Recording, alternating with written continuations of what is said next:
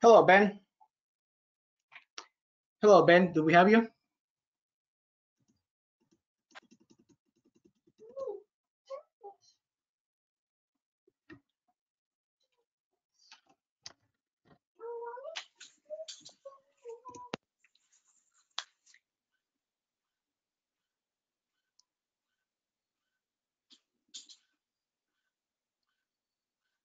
Hello, Ben. Do we have you?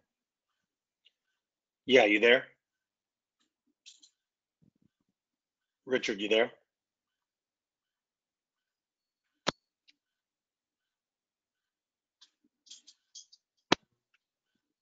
right, Ben. 1, 2, 1, 2. Do we have you? Yeah, you hear me now? Here you, everybody. It's up and running. We had a little situation in the back end, but it's back, so we're good. Waiting to connect with Paul shortly. Getting back on. So welcome everybody to another week of RWISOA Webinars. We have a great show. We already connected with over 3,000 referees for the past 8 weeks from 45 states, representing 81 chapters, RWISOA chapters, connecting with referees from 12 different countries with over 4,500 downloads and so on and so forth.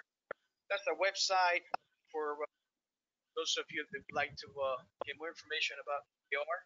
Go to our website, rwisoa.org. Everything is listed there. We are a RWISOA chapter. Information on the RWISOA chapter can be on the site, RWISOA.com and RWISOA.com.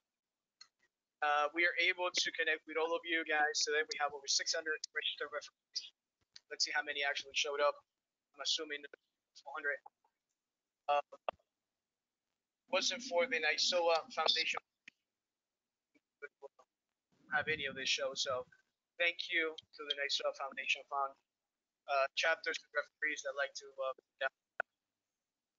sponsorships. So that search for the RWISOA. So today we have a great show, another one. We are still trying to connect with Paul. I know he was around. We'll get him shortly. So we have Paul Trevino.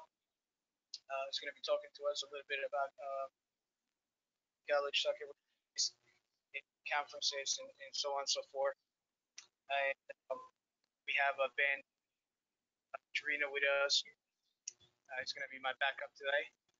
He's going to be talking about some RWISOA updates and some stuff that they're doing in the background. Dalibor is going to be giving us a clinic in readiness. He's been around. He's a UEFA assistant referee, 2014, 2018 World Cup, 2013 company, so on and so forth. 2018 UEFA Champions League final, and other great games that he has been in. So he's bringing all that. He's going to be sharing this, a very nice clinic, UEFA style, on mental preparedness and readiness. And then we'll have a close chat with one of the best, Dr. Wilbur. Don is going to give us a presentation on mental traps. So we so related. Don, how are you? Terrific. Great, getting ready for the clinic. Great clinic today, huh? Oh, I can't wait to hear what Ben has to say. Well, you know, I have to first say I missed you, buddy. Richard, let me tell you, this is one of the all-time best roommates that I ever had in soccer right here, was the doctor. He knew my back was hurting, and he put me on the right fold-out bed. Don't say anything to incriminate me or yourself. Okay. You got it, buddy. Good to hear from you. My pleasure. Great. We're still trying to connect with Paul. Just send in the PIN number. He had to call it in. So he'll be connecting with us very shortly. Meanwhile, Paul, do we have you?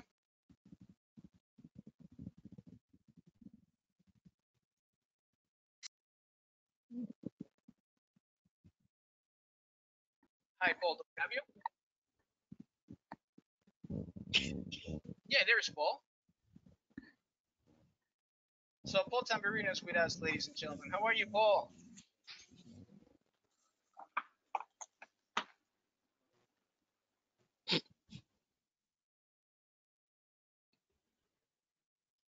Paul, can you hear me? Paul, 1 2 1 2. Can you hear me? I believe he's muted, so I'm gonna send a text. Meanwhile, let me start with Ben. Ben, why don't you do your nice show while we get Paul to the system? Yeah, no problem. First, I'd like to say thanks to Richard for putting this on, and they're doing a killer job. And it's been a pleasure to watch and see other participants.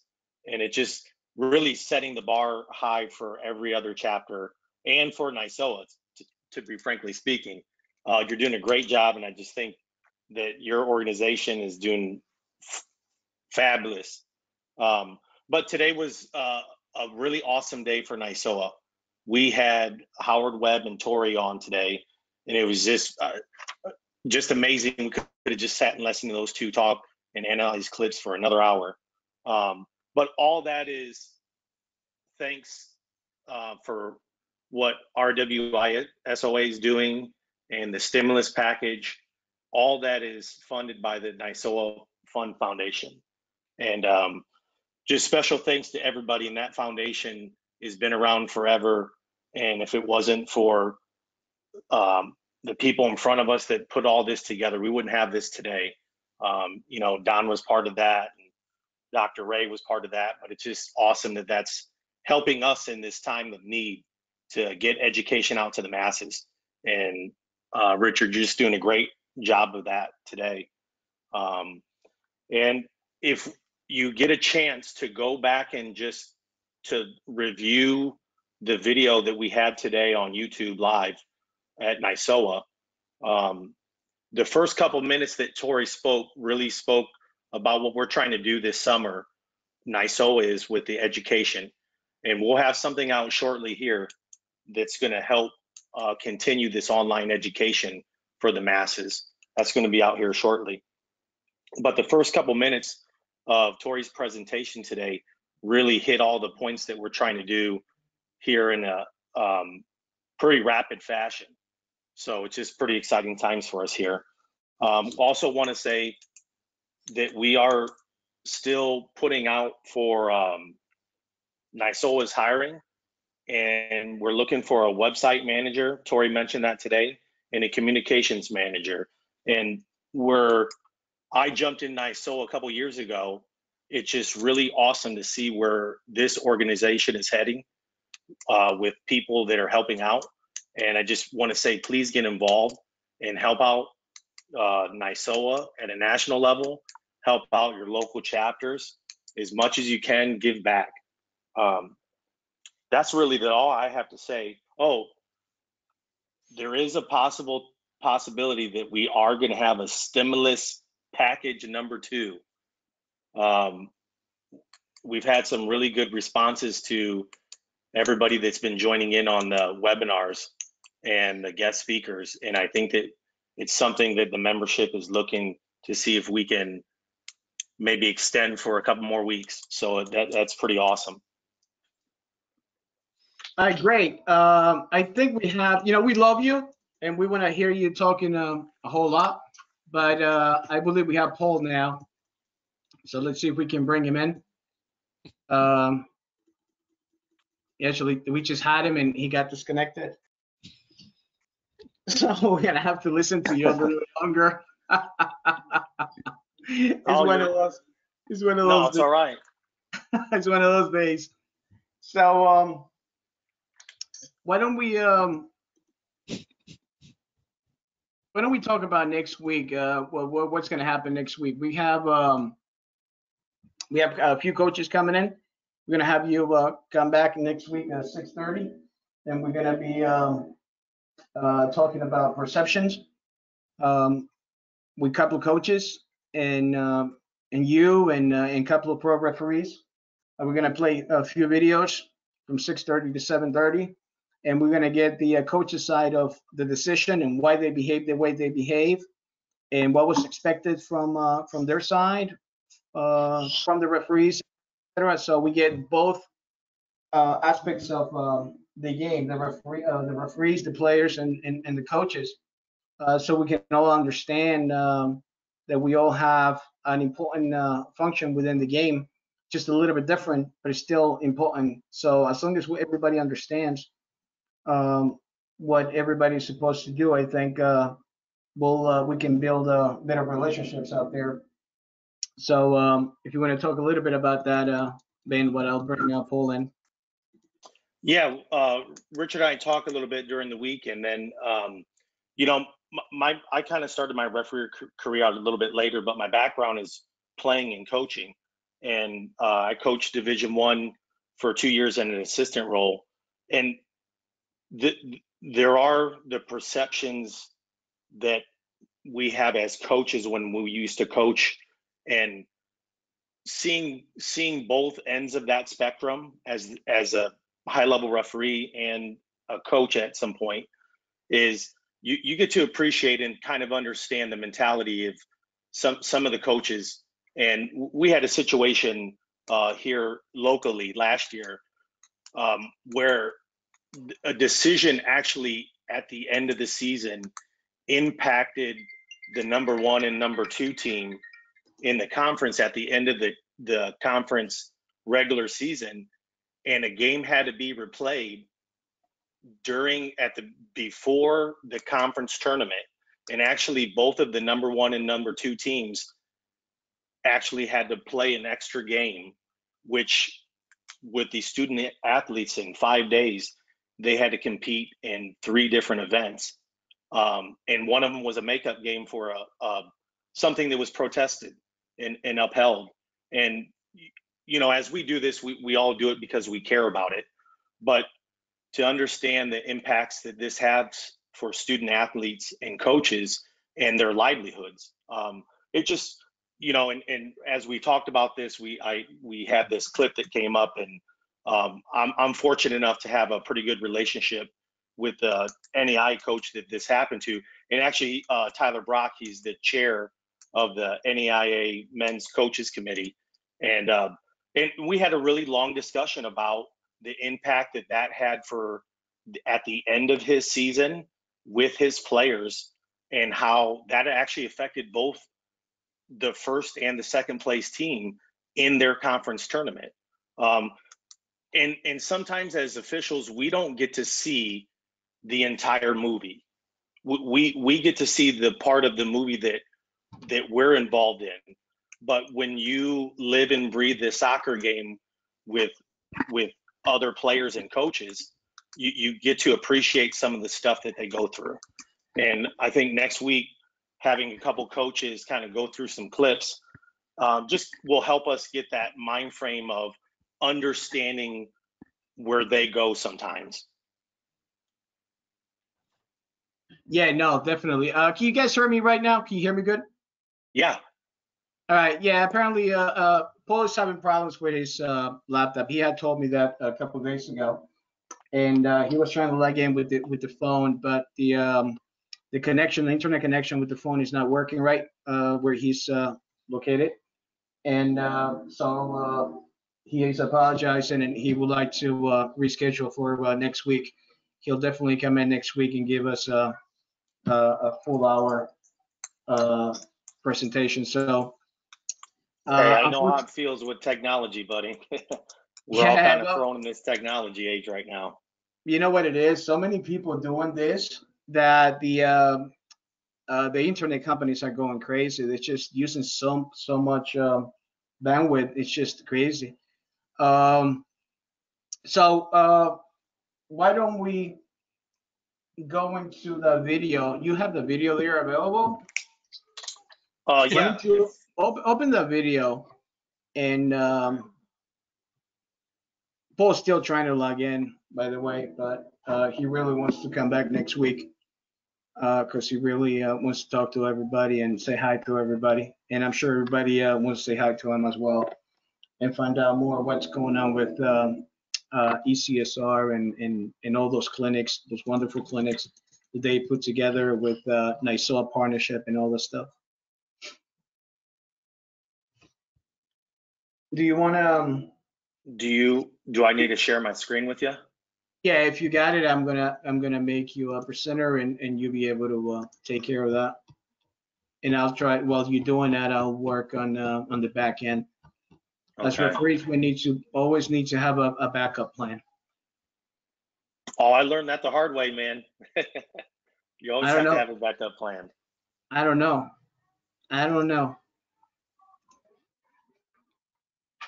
All right, so there you are.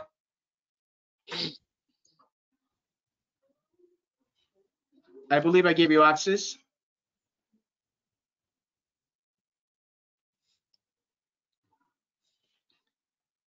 So what do you think, Don? It looks like a dark and stormy night. One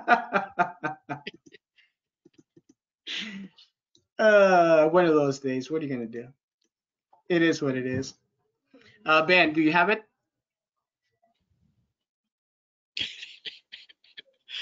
He's with Paul. He's in Cyberland now. I don't know. He's in cyberspace.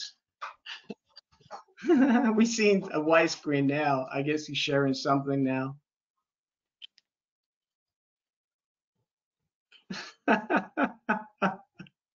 We actually lost them. We did lost them. I'm telling you. We did. So let me bring it back here. So once we get the percentage back on, remember questions, send it to us by email to rwisoa@gmail.com.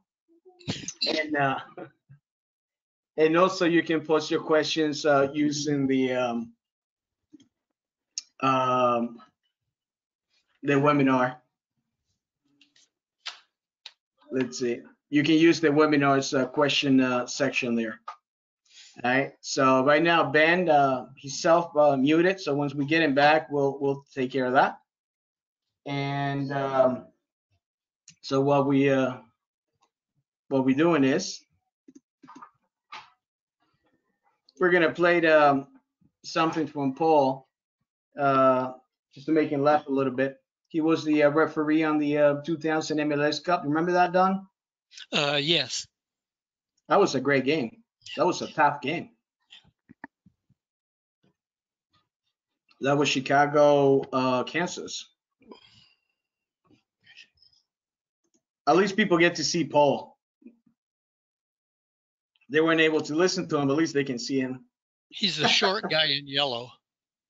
Is the short guy in yellow? Coming from a short guy, that's fine. Oh man, we got to laugh at this. And the funny thing is, He moves well. oh yeah, definitely. Our main presenter, by the way, this is just funny. Our main presenter is having fun. It's having problems with the internet as well. Than in Serbia. You just have to laugh. I may come on earlier than you thought. You may be the only one today. Oh God, it's one of those days. So let's see. I just want to bring Ben in back. No, I still don't have him, do I? Let's see. Ben, you there? Yeah, here. I'm gonna share the desktop with you so you can show the video, and then I'm gonna bring Dalibor. He's having problems with the internet as well. It's just a Oh, crazy no. world. I love Wilbur sounds like you're going to be up shortly. Don't call me Shorty. All right, Ben. You're sharing a Okay. black screen. I don't know what you're doing, but everything's black. Yeah, let me go and pull the file up. Yeah, that might help.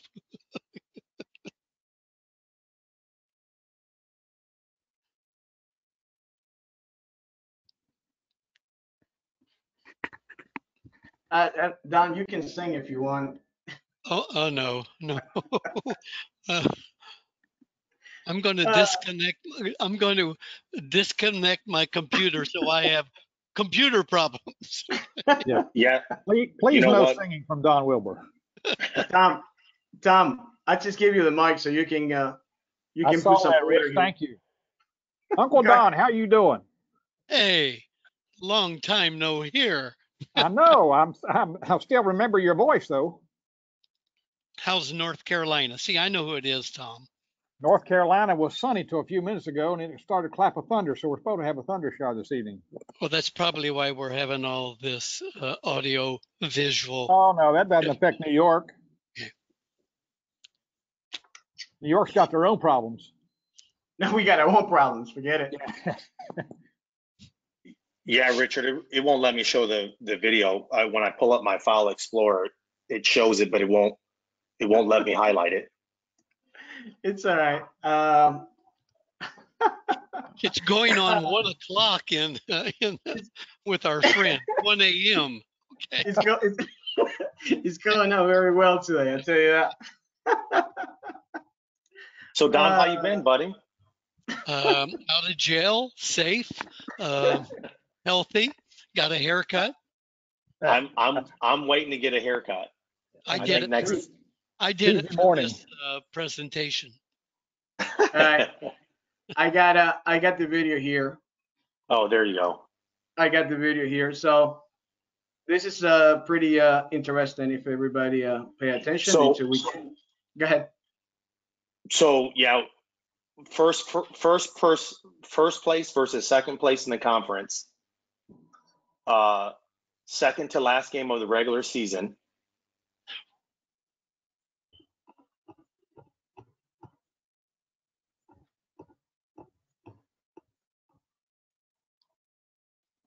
And someone score a goal, right? Well, the fans think so. Exactly.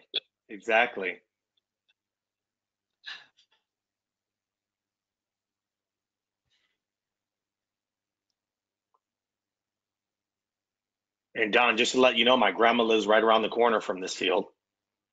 Well, I'm still married, so She tells me to tell those boys to keep it down when they're playing. So That's funny. Ball goes in the back of the net.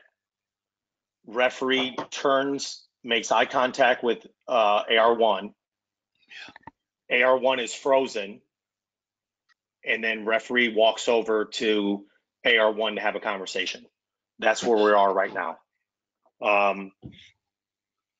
Referee kind of turned their shoulders up the field, but never really mechanically signaled for a goal. And just came over to have a conversation. 7 seconds into the match, and actually prior to this play, there was a corner kick that led to another corner kick.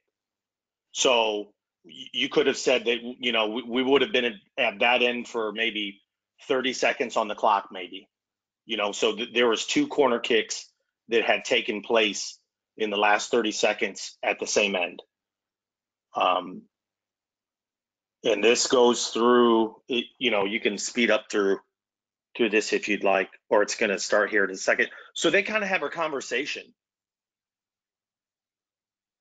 And there was no decision that was actually made on the field. And what was that, 2:30? And the So basically what happened was this: they have a decision, goal or no goal, right? And they're being told that there was a goal. The assistant referee is not moving; is not going anywhere. So the referee now is frozen, right? Everybody's celebrating the goal. They put the 1-1 up there, so now the game is tied, right? They had Yes. 7 seconds left. There was no video review available throughout the match. But what happens is, under the pressure, the referee decided to listen to the coach. The coach told him, if you go upstairs, we playing this, you can review it if it was a goal or no goal. So basically, the referee decides to leave the pitch, comes back 20 minutes later, and gets the coaches together and makes a decision on the ground. There's the coaches right there, and they make the decision. And you know what that decision was? What was that decision? No goal. So they decided it was not a goal. So the problem here is that since video review was not approved at the beginning of the game, cannot be used. Number one, if it was approved, it still was not be able to use it because the equipment needs to be between the benches, somewhere close to the touch line near the halfway line. It cannot be in another building, 5 minutes away. So right there, you have a problem. Yep. So yeah, you can review it if it was the equipment available, but after you make a decision, you cannot review something without a decision. Decision was not made on the field. Decision was made in another building. So that's a problem. So yeah, coaches are going crazy, and they have a reason to be going crazy. And next week, we're going to be able to get one of those coaches, right? Yeah. Great. So we'll bring one of those coaches in, and we'll have a beautiful discussion on that. Is that fair? Yeah, this is a, you name it, goes through teamwork, intelligence of what's going on, things that we need to address to both coaches at the same time. There's a lot of mechanical situations in here that could have been done with your team. And the unfortunate thing is as they spoke in this, all of the teammates had information to give and was never shared. And that information needed to be discussed between the crew at some point. And it's a really healthy discussion.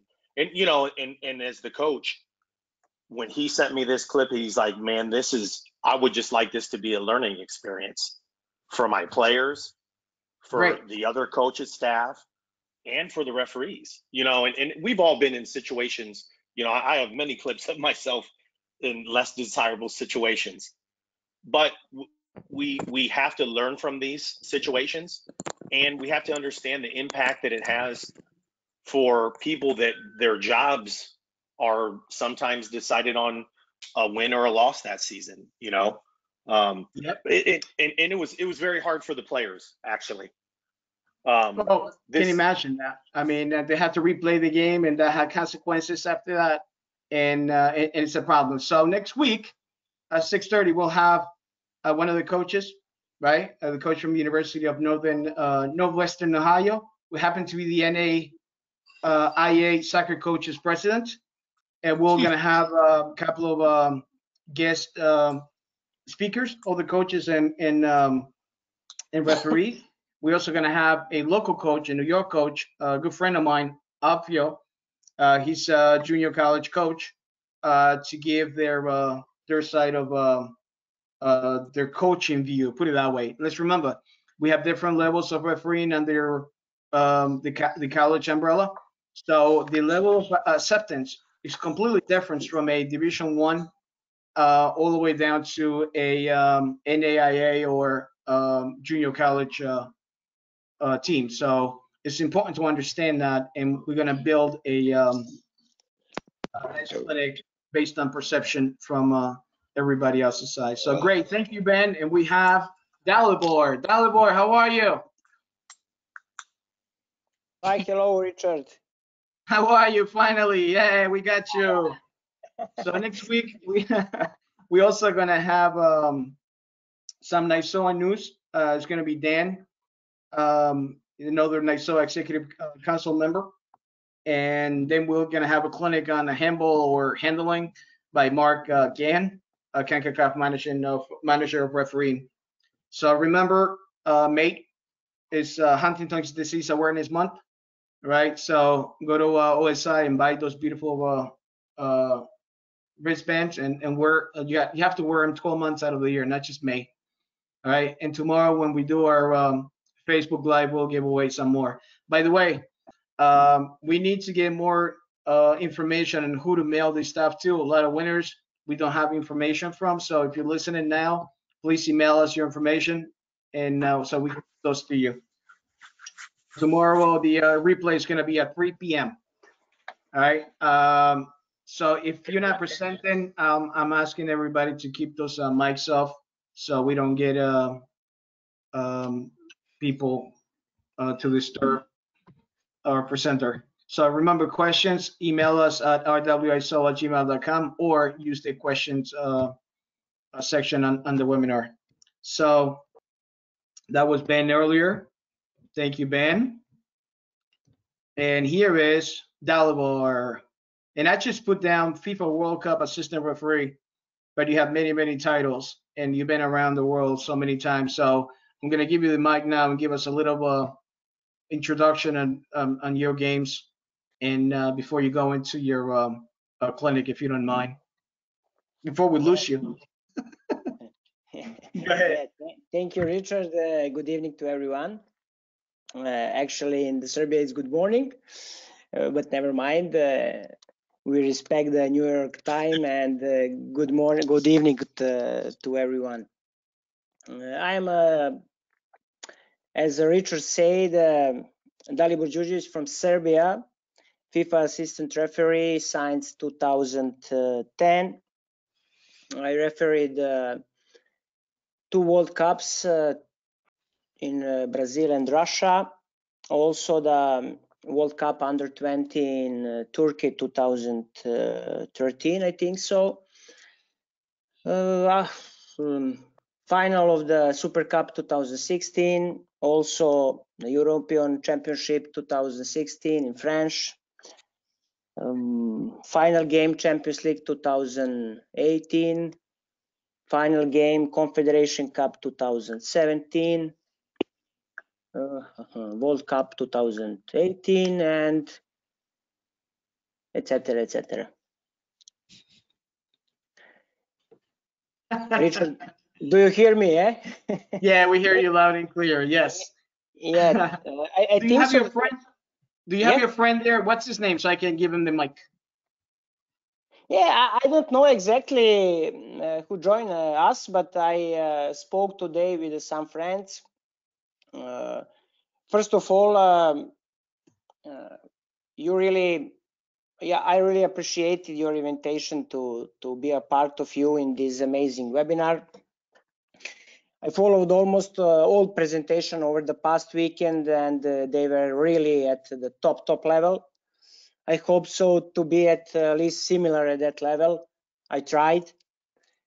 First, I would really like to say big hello to my great friends in the USA. First of all, Mr. Essi Bahramas, really great man and FIFA instructor science. Learned a lot during the 2 World Cup in Brazil and Russia. It was a big pleasure to work with him, really. Also, my big friend Mark Geiger and his assistant Joe Fletcher and Frank Anderson.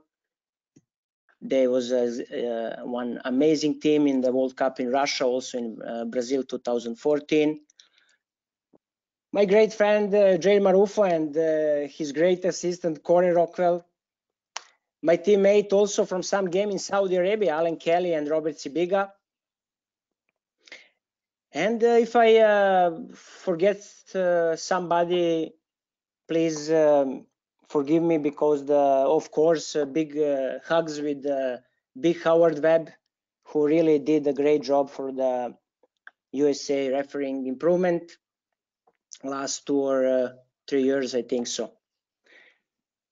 Also special greetings for some guy from Serbia, Bosnia, and Croatia who lives in the USA, and they also the referee in some college game.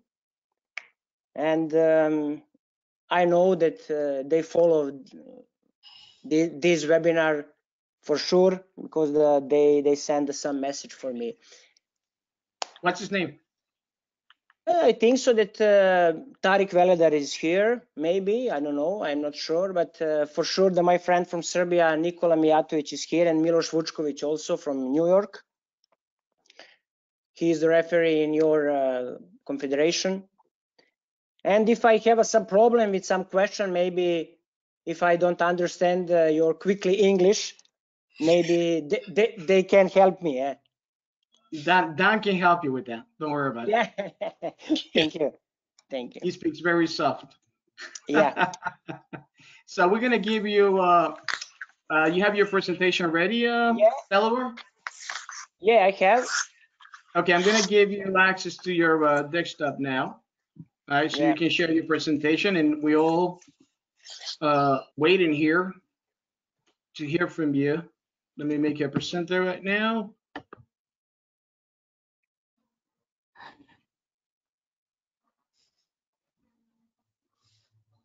All right, now we can see your computer. Yep, big window logo. Perfect. Perfect. And remind everybody what time it is in Serbia. In Serbia, Yes. 1 hour after the midnight, 1 hour and 10 minutes. So it's 1 a.m. 1 a.m. Yeah, exactly. Yeah. When you have a passion for something, it's easier. Eh? That's it. It's all about passion. You said it. And being Yeah. humble. Humbleness. Yeah. You need to be humble. It's all about being humble, integrity, courage. That's all it is. And you have it all, my friend, just like everybody else that are part of this webinar series. It's all about being humble, being have courage, and integrity. So, my friend, the floor is all yours. Yeah. Thank you, Richard. I prepared some presentation in theoretical common things and same based on our own experience. And finally, we have some clips on which we will compare some good decision and those that maybe were not good, but it's our decision and we can speak about that. And also, in the end, if we have a time, Richard, we can analyze some decision from the Champions League finals game 2018, Liverpool Real. I think so that I have highlights about 10 minutes. If we have a time, also we can speak about some decision according to mental preparation and readiness, which is the main topic for this evening. We have all the time in the world. Oh, nice, nice. Okay, I'm starting with this presentation with some sentence. When I'm right, no one remembers. When I'm wrong, no one forgets. It's sentence from Doug Harvey. He was a Canadian ex-ice hockey players and also the coaches. And I think so that also for us is very important because when we refereed the game in the really good manner without mistakes, no one remembers who was the referee on that game. Maybe 1 or 2 days, but after that, everybody speak about something else. But when we did some wrong, believe me, everybody speak about the refereeing, you know very well. Sometimes for some matches, speak maybe 20 years ago. And when we wrong, no one forgets. Because of that, it's very important to be prepared for every game as is the final game of our life. Because if we made some mistakes, especially against some team who lose the game, the big game, maybe lose the chance for going to the next round of the big competition. Really, we can finish with our career, and then you're 20, maybe 25 years, what you did, never mind. You are going home and nobody really respect you on that way. Because of that, some important areas to be successful referee, it's game knowledge, of course, a lot of the game, officiating mechanics, strategy of the game, decision-making skills, how quickly and accurately a referee is able to make the decisions, psychological skills or mental, it's very important, and the main topic for this evening is the focus and concentration, stay calm under pressure, quickly recovering from the mistake, especially during the game.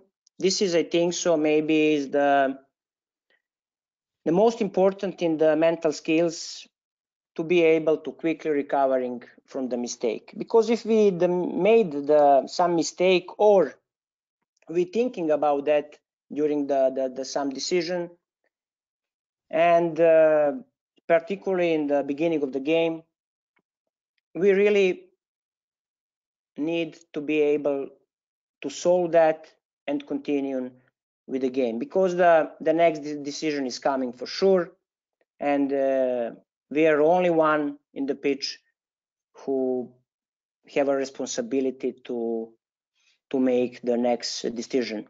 Because of that, if we looking in the past and thinking about the previous decision, for sure the next decision it will be the wrong. Strategic skills, right interpretation of the game and rules, stay up with the play, being at the proper angles, anticipating game action, the very important, because of the reading the game is crucial. If you know what is the next step of the in some action, you have a really big advantage to be on the right place in the right time. Physical fitness, perfect physical shape allows the referee to stay up with the play in every moment. In this picture, you can see that some exercise for core stability and also the concentration. I think so that it was during the Euro Championships in France, because I recognize this man. He is the fitness coach in UEFA, the great guy. And sometimes for us is not some really we don't be happy with him, because sometimes it's not easy to training to times in the day, but okay, we know that he wants to be perfect and prepare us in the best way. Of course, communication with players, coaches, and teammate. It's sometimes, if you want controlling the game, sometimes is not really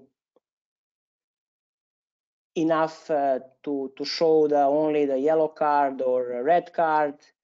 And I followed your previous webinar weekends, and I think so that you used some good advice for the referees to manage the game, especially in the college level, because sometimes the maybe young players don't understand if you only show the yellow card or red card, and sometimes is for that player is not enough to understand what he did wrong, of course. And because of that, you need to speak with the players, coaches, and sometimes also if you have a different teammate, it's sometimes it's not so easy to prepare every time the new guys. And because of that, it's very important communication for the controlling the game. Yeah, well, this we have some picture with this essential core. You can see the love of the game, focus and believe. It's essential core, but for the something more, for the success, we have some additional things. Sorry. Connected with allowing the game in focus, present, calm, present, integrity, of course. And when we catch everything of this, the success for sure is coming.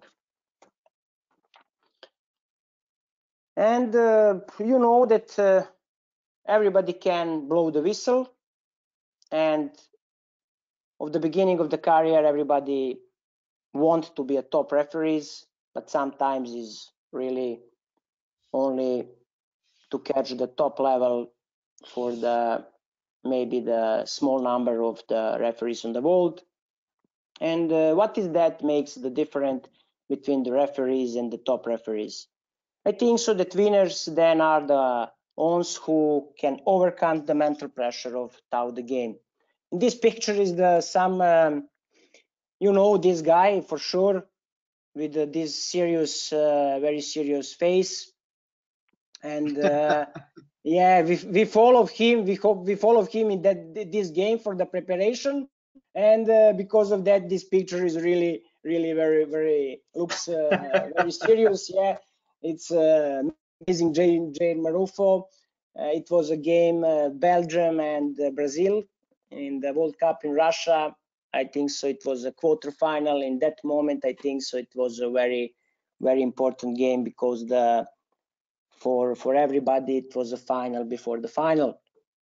And I remember the story after this game when we come back in our camp in Moscow, that some of our instructor showed this picture and have some question with us. Okay, guys, do you not satisfied with I don't know, the appointment or something like that, or you were very angry from somebody? And yeah, but sometimes really when you prepare the game in the good manner, sometimes looking this very serious face in the pitch. Well, it's all about perception, right? So you guys look very serious, connected, focused, concentrated. Yeah. So that's a good thing. Yeah, I think so that it's very important, really. And results of that, it was a really good game for us, and everybody was satisfied after the game, except Brazil with the results, but they satisfied with the referees. Yeah. What are the mental skills? Calm under pressure, in control of their emotions, confident, mentally alert, and positive mood. And for this, if we want to catch this, what we help to reach the ideal mental state. This picture is from the Serbian big derby game between the Red Star and Partizan. In every time it was really a war, and you can look there's some bangles, I think so, and I have a lucky because some fans miss me, and but it's also some kind of pressure, and if you stay calm and made some good exercise for that, the results of the refereeing in that game, it will be good for sure. Also, I can say some sentences for each of these theses. Concentration. My advice is not to lose the focus of the game and hold concentration from the beginning of the game to the last moment of the game. If you miss maybe the less of the seconds, you can make the mistake for sure. Relaxation, taking a few moments of to gather your thoughts and refocus. Every day you can exercise this or use some technique for the relaxation in the morning or in the evening before the sleep. What do you do, Dalibor? What do you do? Well, it's a technique. What do you do? Yeah, I have some advice during the presentation. On the, of course, it's the match -1 and the match day and the day after the game. But I can say that during the really 10 years ago, I used a similar technique every day. I wake up in the morning every day, maybe, I don't know, 8 o'clock, and then I did some exercise, the breathing and some mobilization of my body. Not so long, maybe short, 15 or I don't know, 20 minutes. And after that, I have some ritual, my coffee and etc., etc. And every day, I did also some 1 or 2 hours in the afternoon when I, of course, when I have a time. Then I use to the relaxation with some maybe music or something like that. Nothing special, but if really I use all the time to take a rest or relaxation after the training session, or maybe especially after the game, of course. Visualize how you will deal with certain situations when they occur. You will be armed with ideas on how to deal with them. Of course, these are, I would like to say, closed skills performed in isolation, because we practice sometimes to visualization some situation when we maybe can have in some games like a team. And really, in sometimes it was really strange, because we did that in the national camp in Belgrade, and sometimes we refereed the game in the empty pitch, and some of people who been in our sports centers, it's really was surprised with that what we are doing in the empty pitch. But it's okay. It was the part of our preparation for every game in Champions League, or maybe some big competitions. The next very important things is emotional control. The focus of all times must be on the positive feelings. Examples of these are confidence, determination, relaxed, and of course, above all, enjoyment in our job. Attitudes will control a referee's behavior. If you think you can, you will. If you think you have to be the best, then you won't be. And in the end, be yourself. And if you're thinking that positive, that you can catch the top level, be sure it will be. Be aware of your strengths and development areas. Work on your areas of development, and visualize that to do some will make you a better referee. In every game, you can learn something for sure.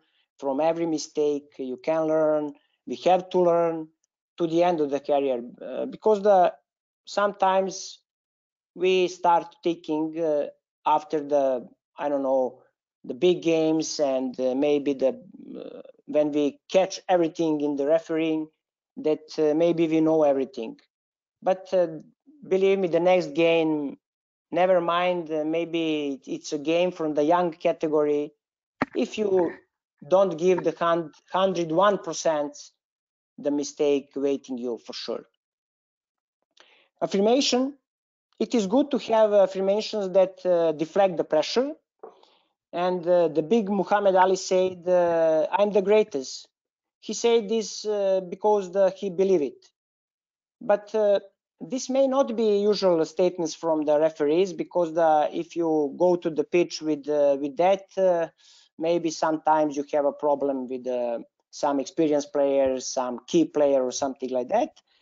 But really, other positive affirmation could be For example, we can say, I never let emotion affect my officiating, or I always spot some flashpoints and I do something better.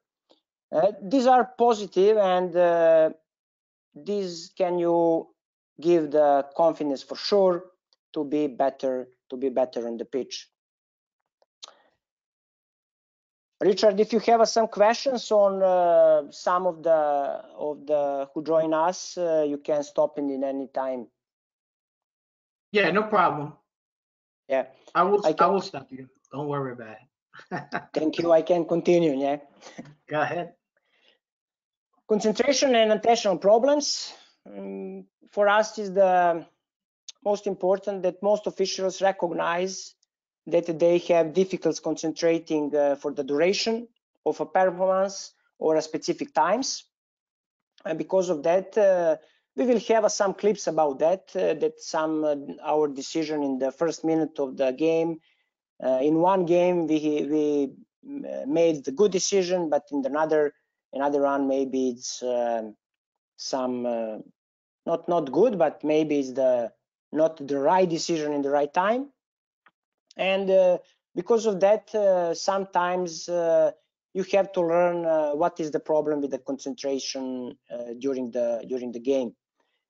Usually, concentration difficulties are caused by inappropriate preparation, attentional focus, or an attentional mismatch.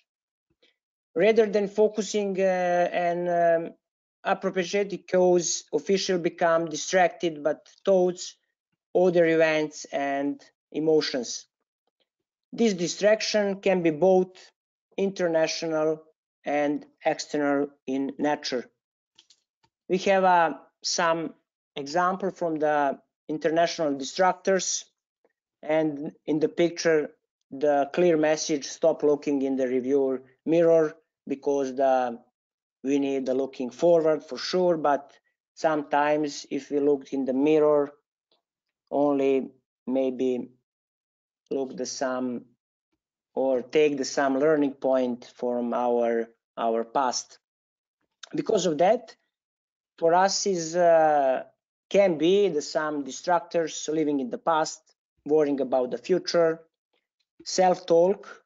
Of course, we need the positive self-talk, but sometimes we need we use the negative, and we try to be all the time to change in positive self-talk. I have some example for that in the next clip, in the next slide. Increase the aerosol and state anxiety, cooking, fatigue, pain, discomfort, and hunger and dehydration. Because really, I say that if we don't really in the good, maybe the perfect physical shape, we can have a problem with these last points, that we can hunger and dehydration during the game, and then really our concentration for sure it will be not on the high level. External distractors, visual distractors can be crowd, media, environment, and etc. Also the when I have a big match in our derby match, the Bengals and the fans, because sometimes our fans can go outside, can inside in the pitch, and also the make some big pressure for the referees. But when you have a lot of experience, you can solve that. Auditory distractors can be crowd noises and environment, physical interaction, of course, athletes, team officials, sometimes is weather conditions. If we choose the wrong, for example, if you choose the wrong shoes, sometimes it's really can be a problem, because sometimes it's really not possible to catch some speed what you need, and because of that we can prepare also our equipment in the right way. Strategic for the improving concentration. This also picture from some serious guys, and also but in this picture also the player is very serious because of that, because it is the Champions League final. And if we will use some clips with this game, you will see that how the players check the another player for another team, and really controlling how you prepare for this game. Also, the very experienced players know that when you some player see on your face that maybe you scare, or maybe you unnatural smiling or something like that, believe me, you can have a problem with that player during the game. So strategic for the improving concentration can be simulation training, including imaginary, as I say, positive self-talk, parking thoughts, performance routines, and of course, it's the most important, staying in the present. Because if you're looking in the past, the past is the past, of course. But also, if you be worried from some future, also it is not good. And for us, it's most important to stay in the present, only for the dead game when you on the pitch. Concentration exercise. This is my great friend Corel, and I during the Russia 2018, when we practiced the concentration in the lobby, I think so. Okay, the concentration exercise: shifting attention, internal, external, broad, and narrow. Concentration grids, puzzles, Sudoku, whatever you want. Playing video, computer games, clock face exercise, mindfulness exercise, and I think so that everybody referees knows what need for the better concentration. I can give maybe some my experience, but every referee know what need for the big and the better concentration. Self-talk, internal dialogue in your mind. Sometimes when we look in the mirror, sometimes it's very important for us to say something yourself, because the positive and affirmative talk, it can be very good for us for the preparation before the game. It can become a self-fulfilling prophecy, and the Mahatma Gandhi says our beliefs become our thoughts become our words become our habits become our values become our destiny. And I think so that every referee can be a better if they look in the mirror all the time. It's important to be aware of the presence of negative thoughts and negative consequence. And I think so that maybe after me, the doctor speak about the mind traps. For sure, I think so that maybe this is can be a problem with every referee who presents of negative thoughts and negative consequences. I cannot make any mistake.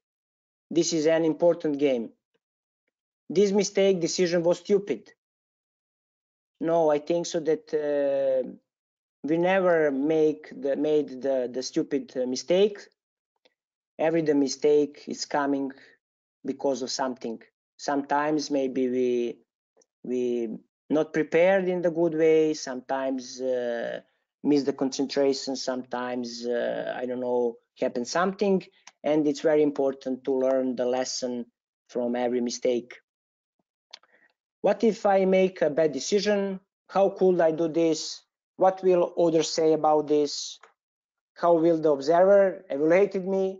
Sometimes is a big pressure for the referees, really, because if you want to catch the next step, the observer is sometimes is really can be on your side to give your great support and because the great observer understand for sure what is the referee can do it on the pitch, because in the past also they was in that situation.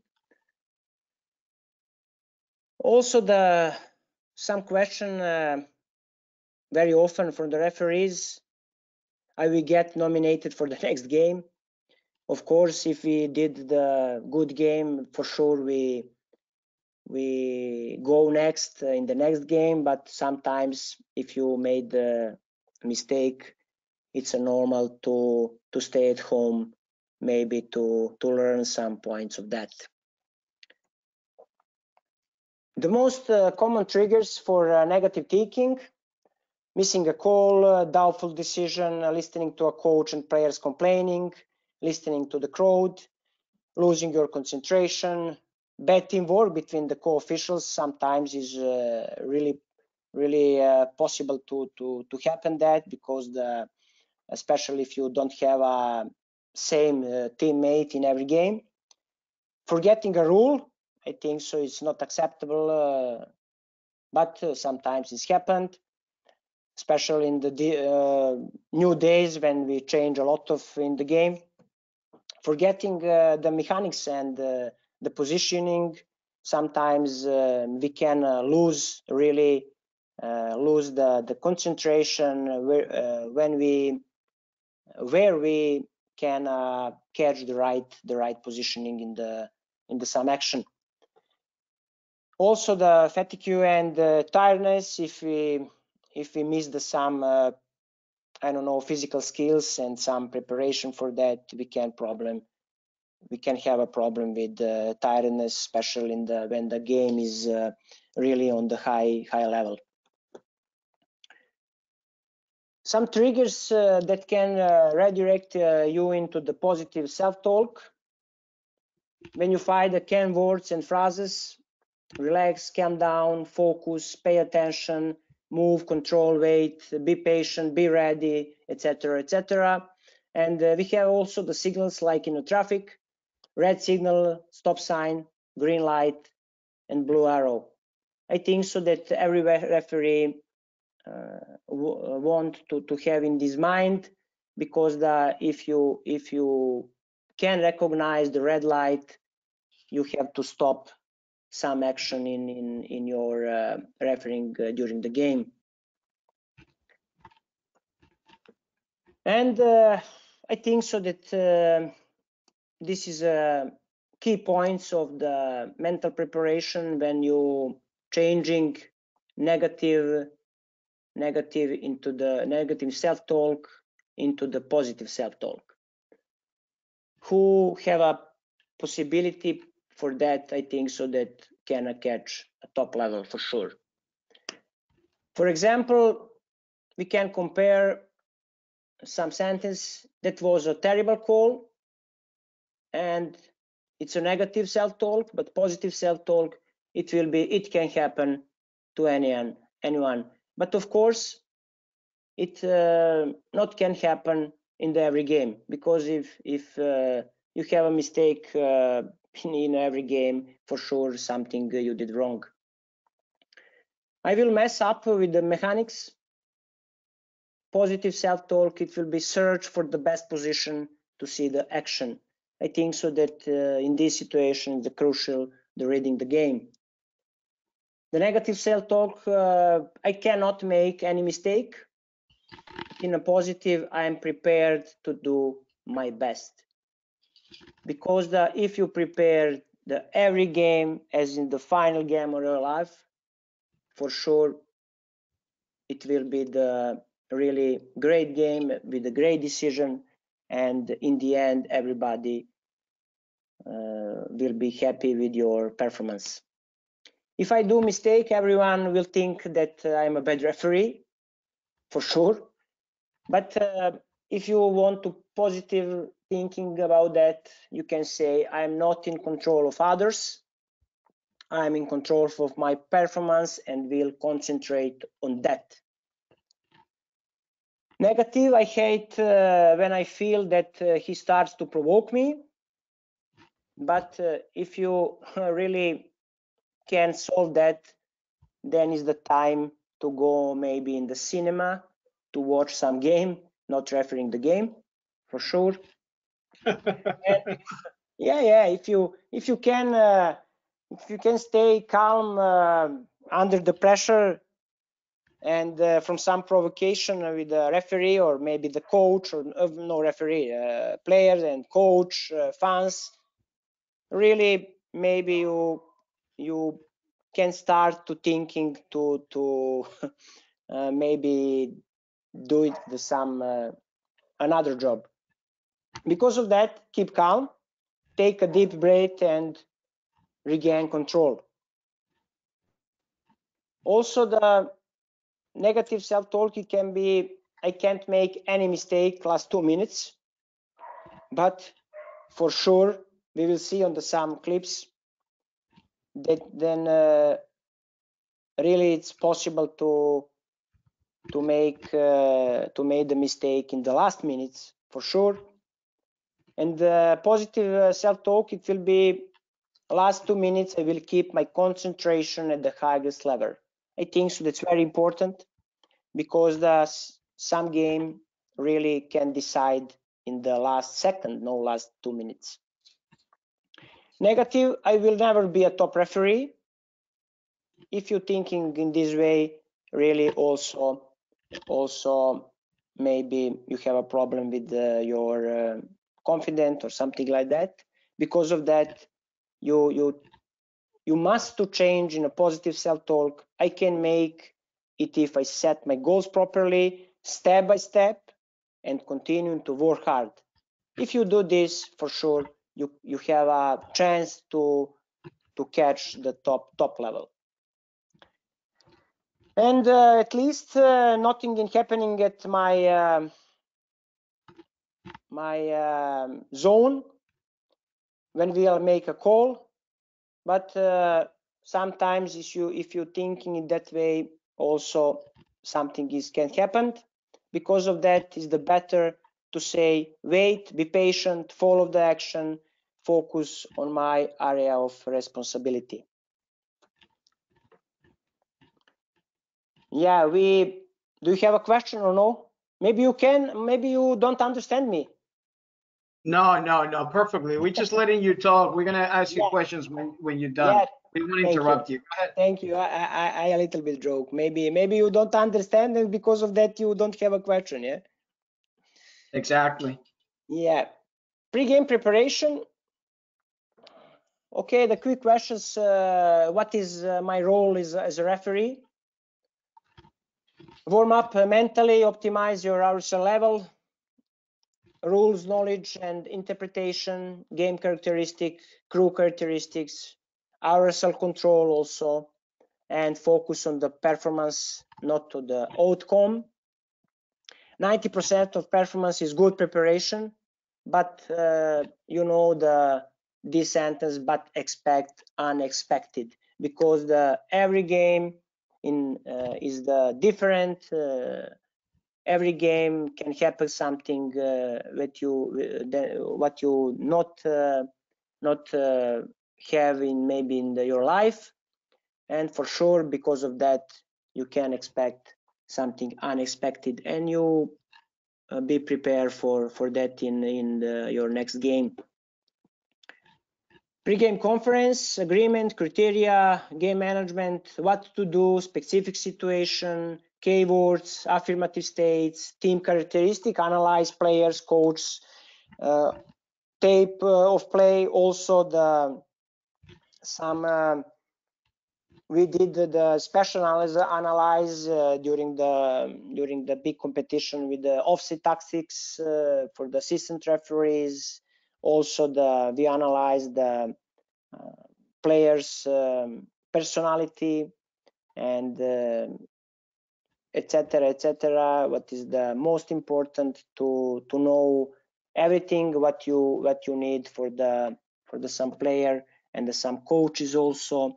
Also it's important, especially for the young referees, venue, what is the fans, crowd, media, what is the pressure, kind of pressure, and something like that.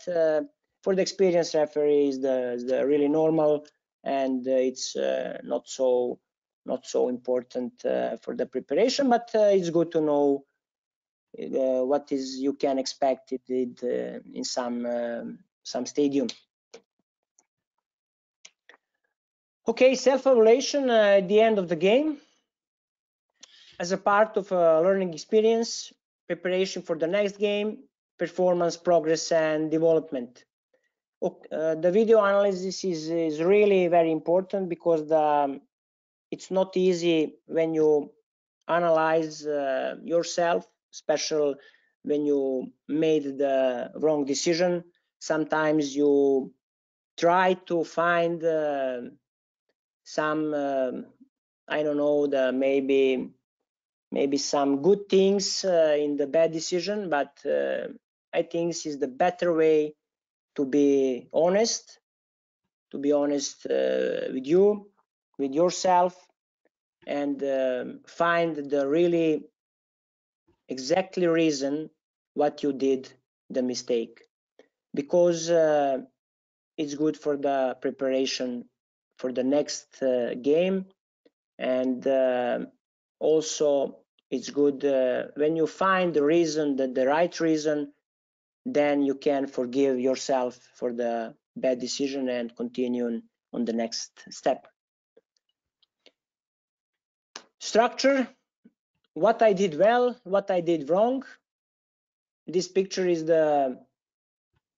it was our dream, but is only the stage dream, because sometimes you can did everything well, but maybe the missed some lucky or something like that, and stay in the VIP lounge, not be on the pitch because of something, and then all the time you made a question: what I did well, what I did wrong, what I did well, what I did wrong. And during your career, these two questions is really very often in refereeing life. Also, what can I do better from preventing that mistake happen again, and what would I differently now? Of course, if we find the right solution, we can be better in the next game for sure. Yeah, we are coming to some advices. This is Richard, do you hear me? Yeah, yes. Yeah, this is advices. This is only really with my point of own experience, and maybe some referees have some different, but this is my really personal advices for what we did during our career. Match day -1.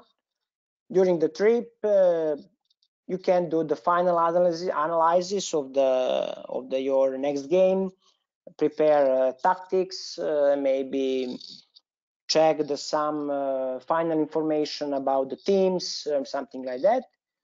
Think about the match. Of course, sometimes you need to be a little bit aware, but my advice is think in the positive way. And because when you analyze some previous game for some team, especially for the offset situation, I know that some really troublemaker from the offside in my career. When I analyze the previous game, if I be scared about the performance of this, I have a problem in the next game. Because of that, okay, you made analyze, but thinking in positive way, what can happen in the next game, and don't too much thinking about the some offside situation, for example, or I don't know, the decision in the penalty area or something like that, because you know the some player can repeat the some action in the every game. Sleep when you feel sleepy. Do what makes you relaxed. In the evening, when you went to the venue, you can make the light training session as a match preparation. Of course, I prefer the light dinner, and after that, turn off your brain and sleep. It's very important to have a good sleep before the match day. On the match day, my routine, it was really, if we have a game in the Champions League, for example, in 9 p.m., when you wake up, get up right away. Don't laze in the bed and thinking about something. No, I went up immediately, get up right away and do the 15 or 20 minutes breathing exercise, concentration, 5 to 7 minutes exercise to mobilize the whole body, then take a shower, etc., etc. And last meal, for us, it was very important to have a last meal 18 hours before the kickoff. Believe me, for the most of our colleagues, it was very strange, because the thing that is too much. But for us, it was really I don't know, the good combination for that, because we're thinking about if we go to the pitch with the empty stomach is the better way for us to be angry on the pitch and fight for any situation on the pitch to be a win. Afternoon, I take a sleep, but it's really depends of the referees. I to be able really to sleep before the game, and when I wake up 2 or 3 hours before the final team meeting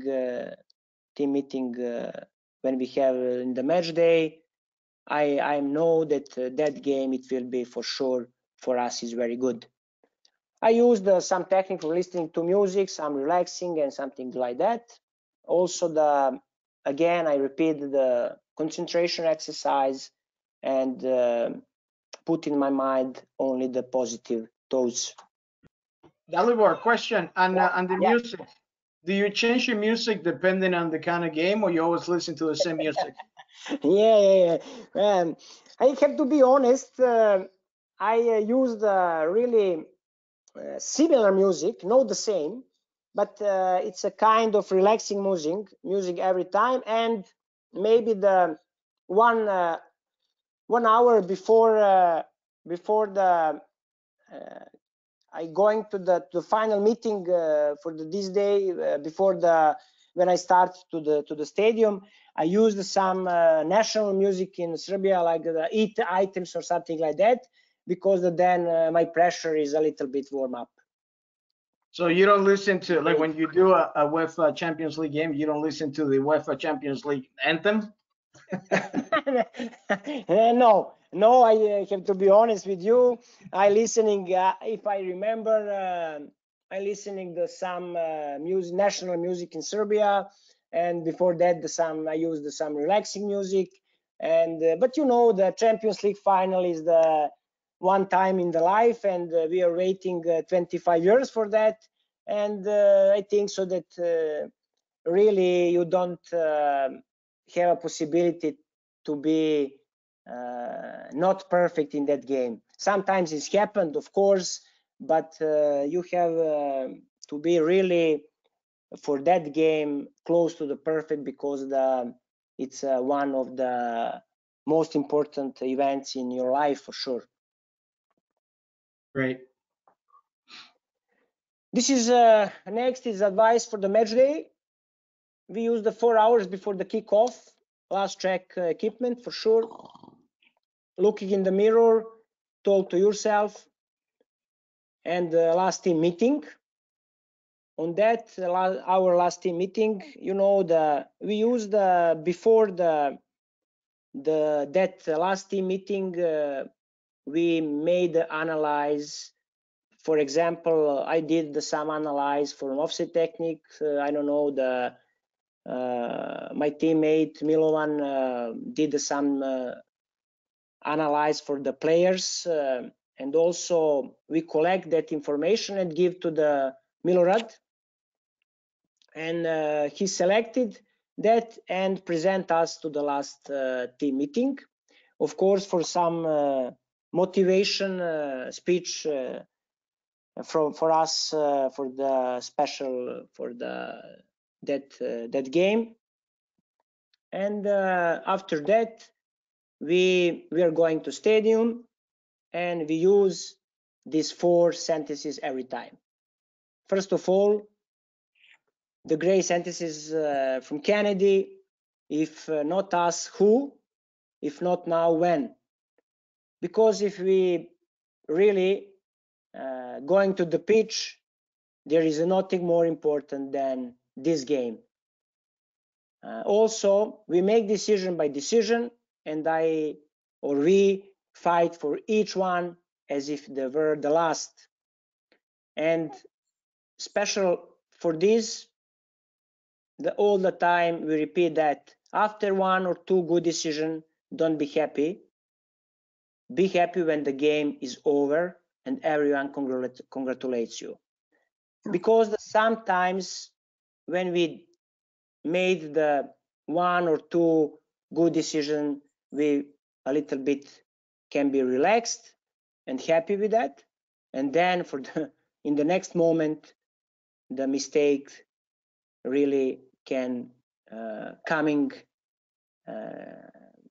and maybe you, because of that, you lose the very very good game if you did everything well, but if you missed one decision, one bad call, in the end you really don't be happy. Advice after the match. This is a picture after the, you know, you can look the big difference. If you remember the first picture, this is the same game, the same team. Before the game, we were very seriously, really, and this is the picture show that we were very satisfied with our performance and completely changed our face in the dressing room with a smile, because really everybody was happy with us. Of course, after that, you need made a video analysis, learn a lesson from some game or maybe some mistake, also from some good points. And this sentence from some Serbian famous actor, he said, "I may not have come out of it all as a winner, but experience is also a kind of victory." And in the end, summary, I can say prepare yourself and your team for each game as if it were a final. Even the best referees can make a mistake, but the targets must be to minimize mistakes for sure. Referees and assistant referees must be able to put mistakes to the back on their mind, particularly in the early stage of the match, and to be able to move on the next decision. For sure, learn from mistakes, because it's very important to the next level, next game, and next step. Work hard, it's really essential and basic, because if you miss work hard, I think so that it's not possible to catch nothing. The brain is a muscle that exercises like any other, and you can exercise every day your brain, because it's a good way to be in the perfect mentorship shape. Believe in yourself and turn your dreams into reality, because if you don't believe, for sure your dreams stay only the dreams.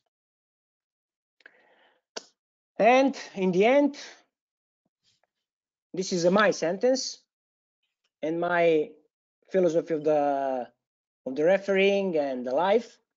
Fear of failure is also the first step toward it. So do not be afraid, then believe that it's possible to succeed. Very well said. Thanks for your attention. Don't stop when you are tired. Stop when you are done. Are you tired? Yeah, a little bit, because now I'm warm up for the next day. Yeah. It's like 2 o'clock in the morning over there. Oh goodness. Maybe my concentration is a little bit not on the high level, but it's okay. I take a coffee. Yeah. We have a couple of questions. Yeah. One is from Michael from Illinois. He doesn't have a mic, so he sent it by email. He says, you guys referee the 2016 match, Europa League between Liverpool and Manchester. Remember that? Yeah. And then you had to prepare yourself for the 2018 final with Liverpool and Real Madrid. And Liverpool fans were not happy with the assignments. So can you tell us a little bit, how did you go about preparations, since you already had an experience with Liverpool 2 years earlier? Yeah, when you for that 2018, we know that we are candidate for the final game, but of course sometimes you have to have information from the media or for some problem with some clubs. If somebody complain about your assignment, etc. And maybe because of that, we prepare in the same way which we use for the previous game in the Champions League. Nothing special, according for the complaint about the Liverpool fans, but also we prepared in our way. We used some sports centers 5 days before our trip in the Kiev, and really we used the same procedure from that game. We analyzed the players of the Liverpool, players of the Real Madrid. Also, we have some coach from UEFA who prepared for us analyze of the both teams, really on the professional way, because the UEFA used that I think so 3 years ago, special from the 2016 and European Championships. And we also, the 2 days before the game, we switch off our phone. We don't really use any media, and we want to be isolated from everything. And I think so that the results in the end, it was good, and it's really preparation for that for us. It was in the normal way. Great. Do you have that clip that you want to show from? You want to have that ready, and I'll give you the. If you don't have it, it's up to you. Yeah. I have. these clips in the also I can show some clips from the mental preparation and some decision according that. You know what? That's a clinic by yourself. We may have to ask you to come back. Just on clips, just to work on clips. If you don't mind, I'd like to open up the mic for a couple of people to ask you questions, and maybe if you show one decision or two on that final, because I don't want to take too much time away from Don as well. Yeah. Don, you still there? Oh yeah. Okay. So while you prepare that clip that you want to show us one clip and we analyze the clip. I'm going to open up the mic to Jorge's mic. Jorge has a question. Let's see if we can grab Jorge. If we can get Jorge. Jorge, you there? Yes, good afternoon. Oh, good morning. Hi. First name, last name, where you calling from, and your question. Hey, George, I'm from Jersey, and my question is very simple. If you ever gone into a game, even though you went through the prep and everything, and you were like feeling kind of down because life just happened, what did you do to kind of snap out of it, especially when you do like lower level games? And thanks for, being up so late for us. Did you understand the question, Dalibor? Yeah, can you repeat a little bit slowly? Yes, I got it. So basically what happens is this, since people don't know this, so I'm going to tell everybody. Dalibor was an actual referee. He refereed at the national level, at the highest level in Serbia for many, many years. Then he had to make a decision between the best referee in Serbia, trying to fight him for the same position, or join him. And he made the best decision ever, right? By joining the best referee in Serbia. So Dalibor is as good as a referee as an assistant referee. So his question is, life, you got problems. Life just is life. Sometimes you lose, you have a problem at work, with the family, or whatever. What do you do to unplug yourself from a personal problem so you don't bring it into the field? Yeah, understand. And during our career, we really had some situation, of course, in a personal problem with a child, with sometimes problem in the family or something like that. But when you prepare for the game, if you really want to be professional, you have to be only ready for the game. You have to forget everything.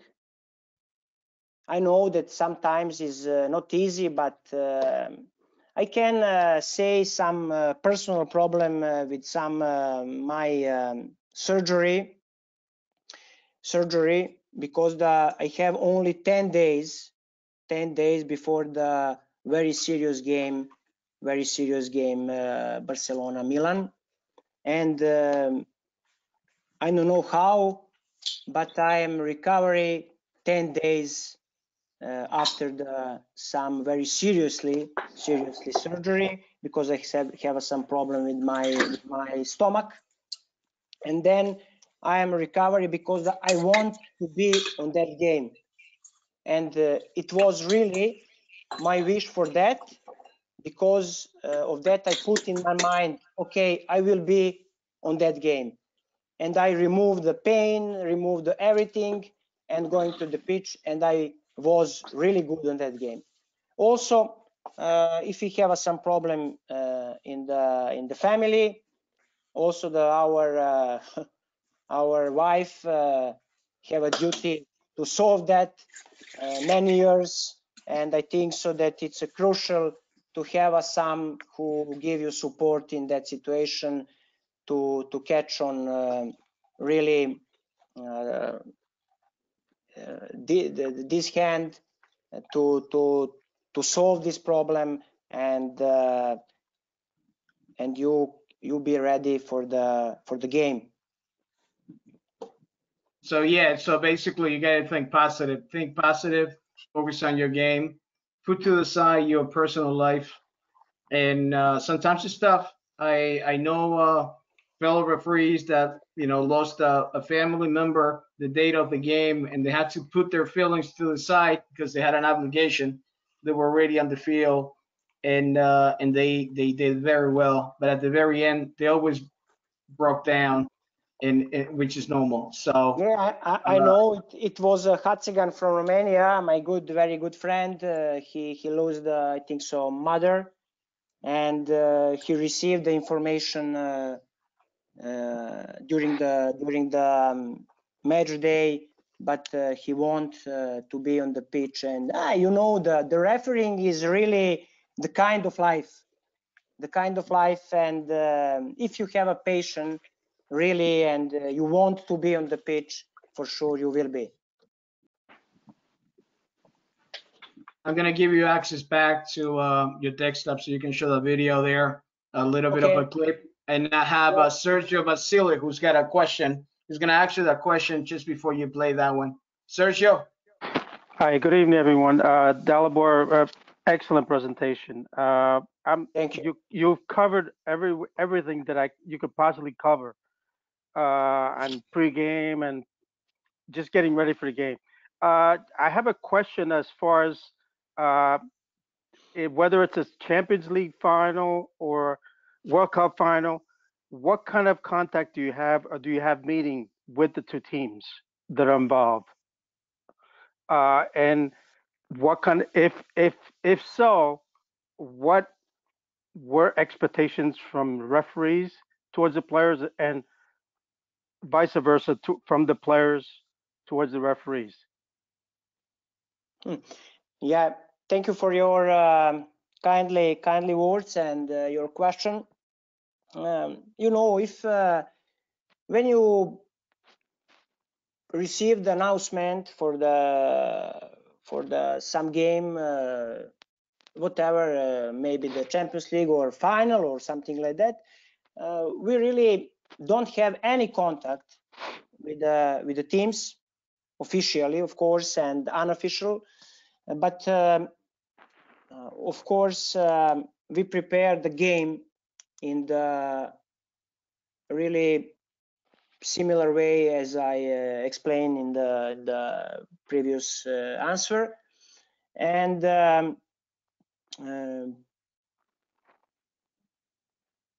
for sure that we sorry, I have some problem with do you hear me? Yes. Yeah, we can hear you. Go ahead. Because I think so that I lost some. Yeah, we can still hear you. Can you hear me? Yeah, I hear you.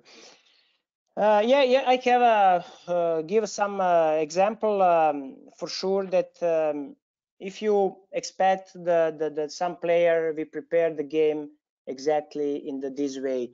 We made analyze, we working for some key player, we speak about that, who can be a troublemaker, what we can expect with this, we can expect for something else and something like that. But before the kickoff, we used some words only for the key players. When we analyzed, we know who can be a troublemaker for us, and the referee speak with that player. I don't know, some words. Okay, we know that. Be careful with that. We are watching you, and etc. etc. That's great. I tell you what, Dalibor, we're gonna spend the whole night here because you're so lovable, and you just love sharing your expertise, and you've been around the world so many times. Why don't we do this, since you're gonna be on tomorrow? I know you're gonna be on tomorrow at our webinar. You're always there at our Facebook Live. Why don't we do these videos doing a Facebook Live tomorrow?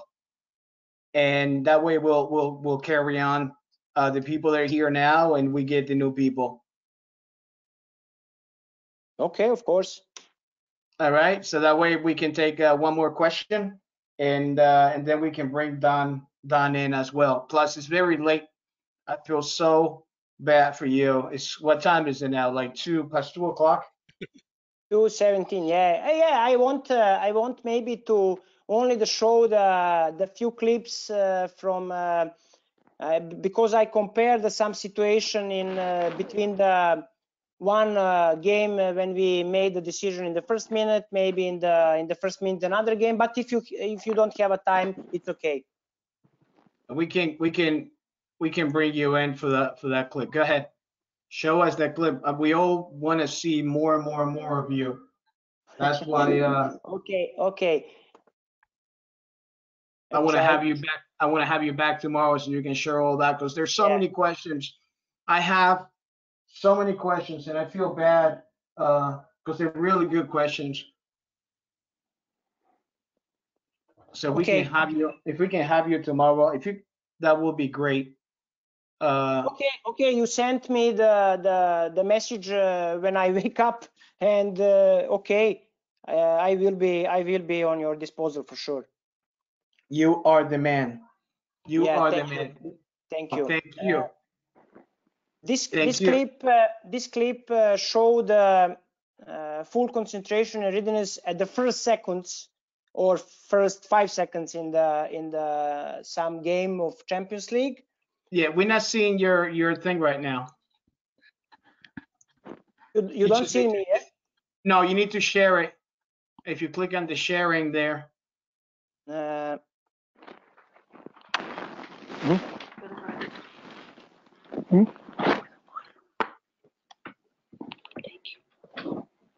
You sent me the sign? Yes, we're gonna do it again. We're gonna do it one more time. There you are. Now we can see it. Okay. Great.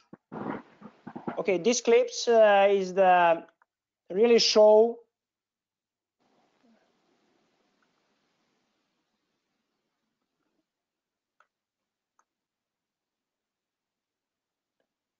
you show the time is the 10 seconds of the game, and the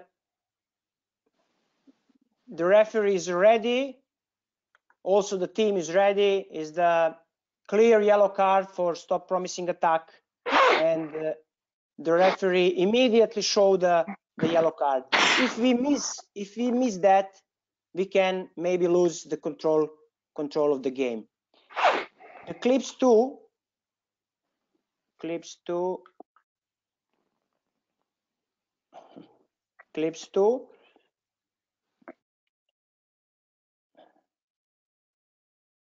We also can compare with the first clips, and in this situation, the referees don't give a foul.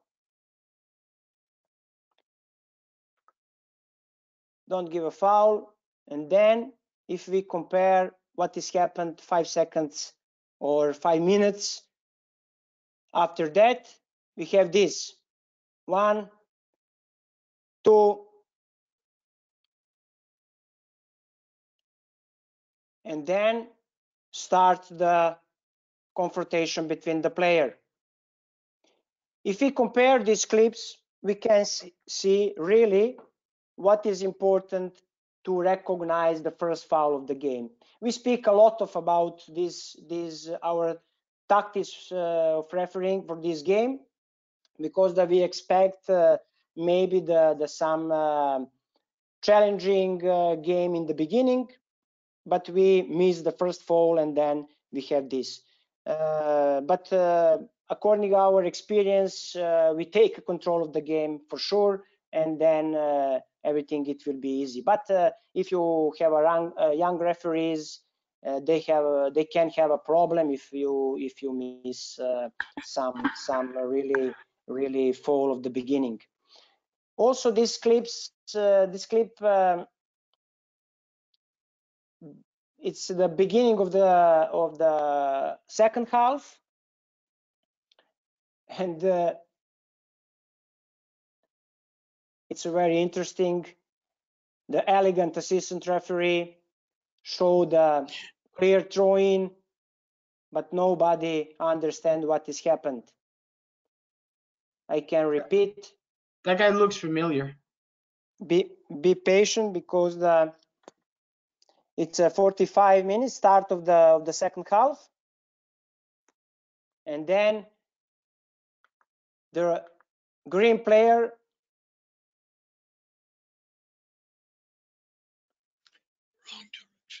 the throw-in, it will be for the yellow, but the assistant referee show for the green. Clear throw-in, and nobody recognize what has happened. But I know what has happened, because this assistant referee was me. Unfortunately, because I was very happy with the first half. I had 3 or 4 brilliant decisions, and then I'm relaxed in the dressing room at halftime. I went to the second half very confident, and I'm sure that I cannot make the mistake. And then in the first second, I missed the clear throw-in. Yeah. That was that was funny. Yeah. And but the different situation when you're ready for the second half,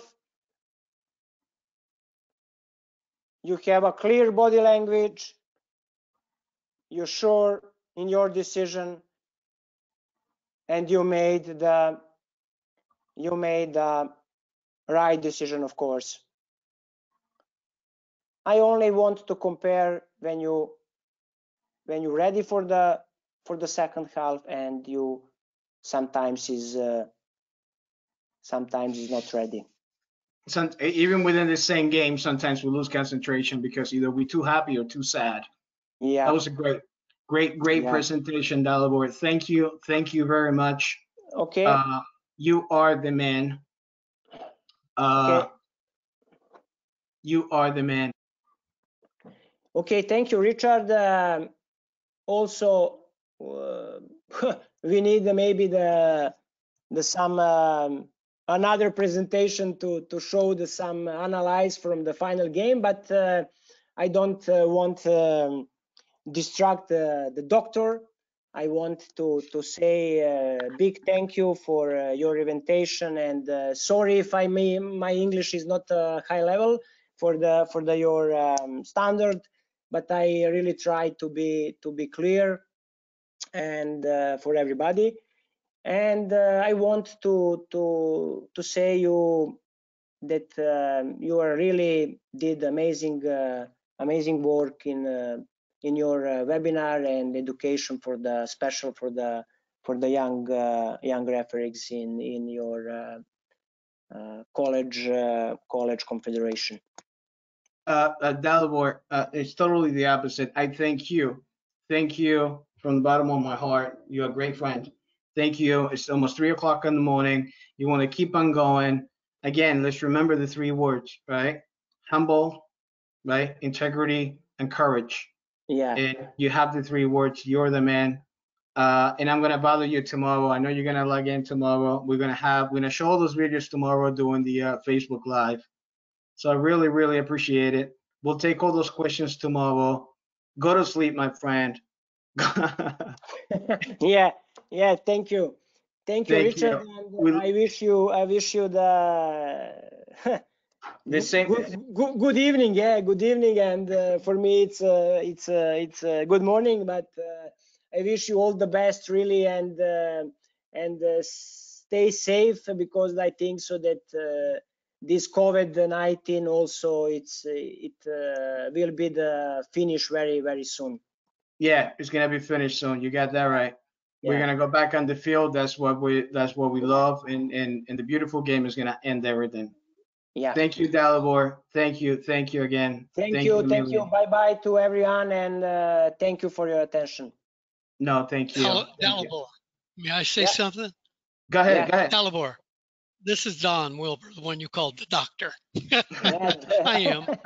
But what I want to thank you for your excellent presentation, because it's going to segue right into what I have to say. You basically talked about the 90 minutes we're out on the field. I'd like to talk about these negative mind traps, the other 22.5 hours. I really want to thank you, because you're going to make my talk go very fast, because you covered a lot of it. You did an excellent job, and thank you very much. Thank you. I very appreciated your kind words, and I'm very sorry if I take your floor, but Oh, no. thank you, Mr. Donald. Thank you very much, and I'm very proud if I did the good job for you. You did excellent. Thank He you. was excellent. Dalibor, Thank you. excellent. Just like you are as a referee, just as you are as an assistant referee. Tomorrow we'll talk more about your career. I know you're humble, but we'll talk more about your refereeing career. Yeah, All it's right? okay. Have a good night, man. Okay. We Great love job. you here. Thank you. We love Thank you. you very Bye much. now. Good luck. Good luck. Good luck. You got it. So that was Dalibor. Ladies and gentlemen, what a presentation, right, Don? Excellent. We can keep on going all night long. Well, you So can. I'm kidding. I'm kidding. let's make you the No. presenter, so you can share your. You finished, right? You done with your PowerPoint? Yeah, basically, you got that right. So the floor is all yours. There we go. Don, you can do your own introduction. I don't need an introduction.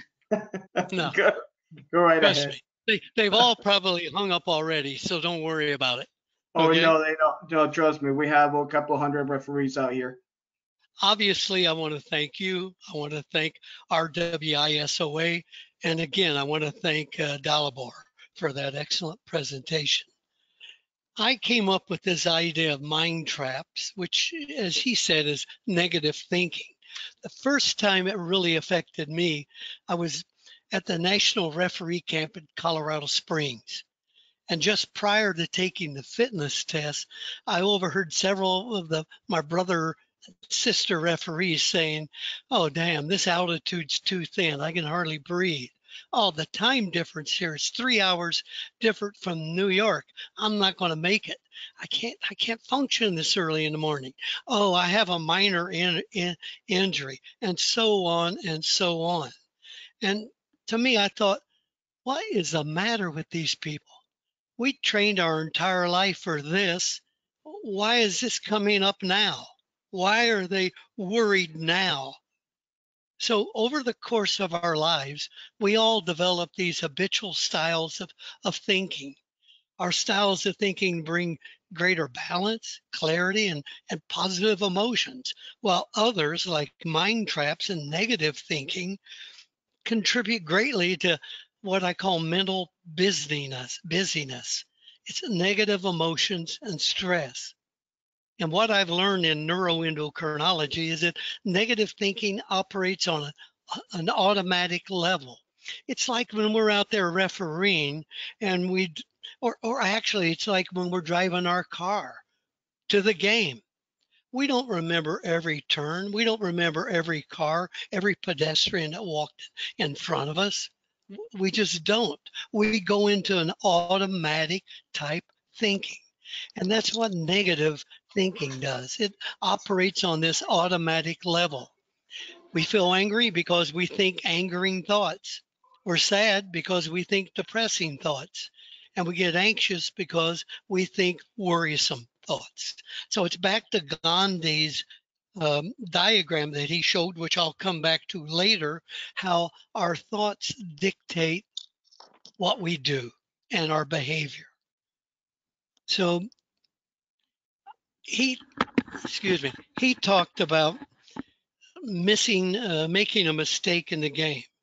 And I want to address that tonight also. How many times have you relived a card? Was it my second?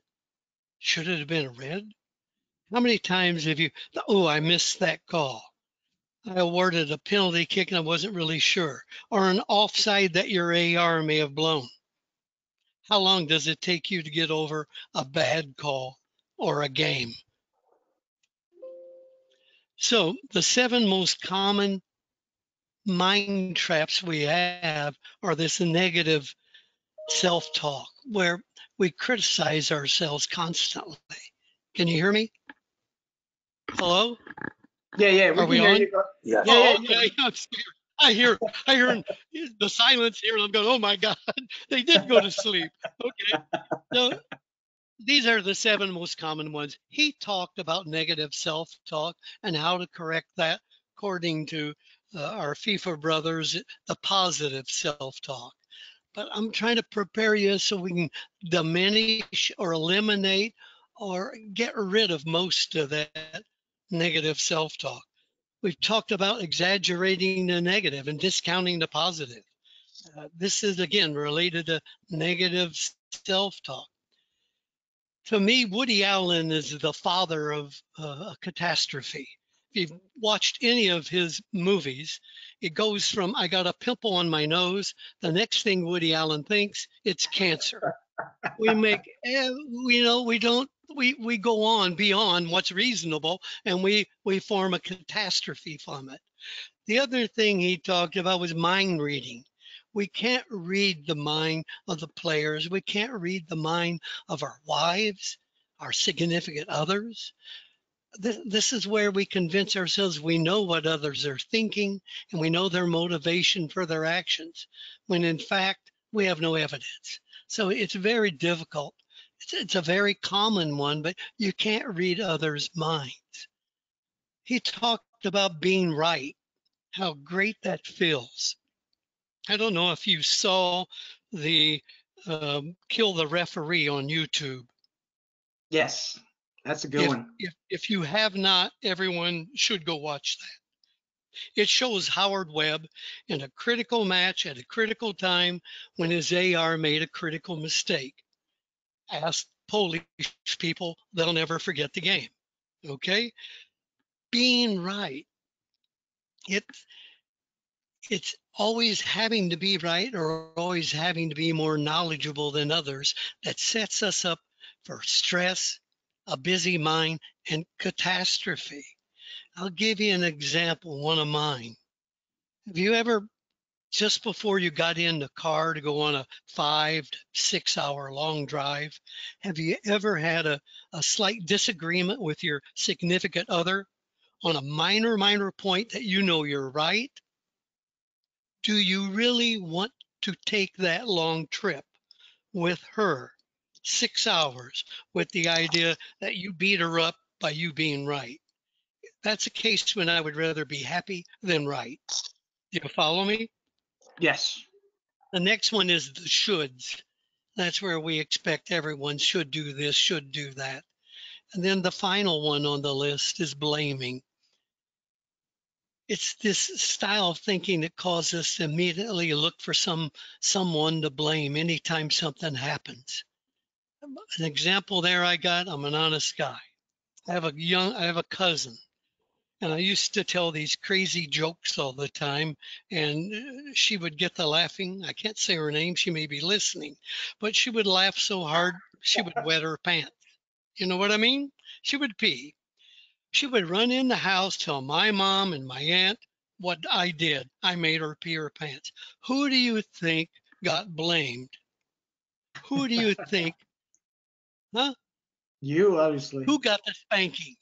So this thing of blaming everybody for stuff, we need to sit back and think about that. The seat of all of our negative beliefs is our ego. If you don't know what an ego is, ask yourself, why does Official Sports International only make large and very large shirts? And that's because our heads are so big, because we're so good, that we couldn't get them in a medium or short jersey. There ought to be a round of laughter on that. That was a joke. I like that one, though. Okay.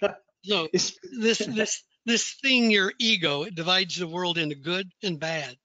It's like a mental grill work that actually cuts you off from an accurate view of life. It's there to protect you. It hammers these negative beliefs into mind traps. Again, we end up suffering instead of finding liberty. Okay? Without clarity, there's no awareness. Without awareness, there are no choices. I want to keep coming back to that Zen Gandhi type philosophy. So let me share a couple stories with you. 1961, my very rich uncle, Sam, sent me to Southeast Asia on a paid vacation. 4 years paid vacation in Southeast Asia. I learned a lot there. One of the stories I want to share with you is about two monks. They were walking by a river at daybreak early in the morning. Now, this river normally is a quiescent little stream, but this is during the monsoon season. So now the melted snow, the river is crossed well above its banks, and it's immersing the local footbridge. They're only crossing for miles in any direction under 2 feet of water. Can you imagine that? Here's wood planks you have to walk on this rope bridge over this raging river. A young woman in a silk dress stood by the riverbank. Terrified by the rushing water, she sees the monks. She flashes them a look of pleading. Without saying a word, the first monk scoops her up in his arms, holds her aloft, and he struggles across the submerged bridge. He then sets her down on the far bank. The two monks then continue walking in silence until sunset, when their vows or their order allow them to speak. "How could you have picked up that woman?" sputtered the second monk, his eyes blazing with anger. "You know very well we are prohibited from even thinking about women, let alone touching them. You soiled your honor. You're a disgrace to our whole order." He shook his fist at his companion. The first monk looks at him and says, "My dear brother, I put that woman down on the other side of the river at sunrise. It's you who's been carrying her around all day." Are you like that? Do you make a mistake in the game? Do your AR make a mistake in the game? And does your mind continue to create suffering long after that incident has passed? How soon do you get over it? See, this is so typical of the way the mind holds on to a situation. It creates suffering long after the incident has passed. It's much harder to be the first monk, putting down the burden by the edge of the river so it doesn't become a problem. It's easy to see, whoa, that letting go is so much more comfortable than holding on. Why can't letting go be learned? Or can it be learned? I want to talk a little about, as I listen to this music in the background, the second story I want to talk to you about while I was over there with my Uncle Sam is catching monkeys. We used a clever little trap there. First of all, you'll be surprised what you'll eat in the jungle. Second thing is if you get hungry enough, you'll eat anything. Trust me. So we learned to hollow out a huge pumpkin-like gourd still attached to the ground. And we would take care to leave the shell intact except for a hole just large enough you could push a banana through it. By and by, a monkey would happen along, discover the banana, stick his hand in the gourd to get it. As soon as that monkey clenched the banana, he's trapped. His hand and banana won't fit through the hole. So the poor monkey is sealed his fate because his mind can't give up the idea of eating food, grabbing that fruit. He can't let go. The monkey quite literally becomes a prisoner of his own mind. Later, we'd go back to the trail and find the monkey holding on the banana. Often other monkeys likewise would be trapped. You would hit the monkey with the butt of your rifle over the head, put it in your bag. The other monkeys would continue to yell, scream, but they wouldn't let go of the banana. They just stayed there. You, unlike the monkeys, have awareness and choice at your disposal. These are the two keys, really,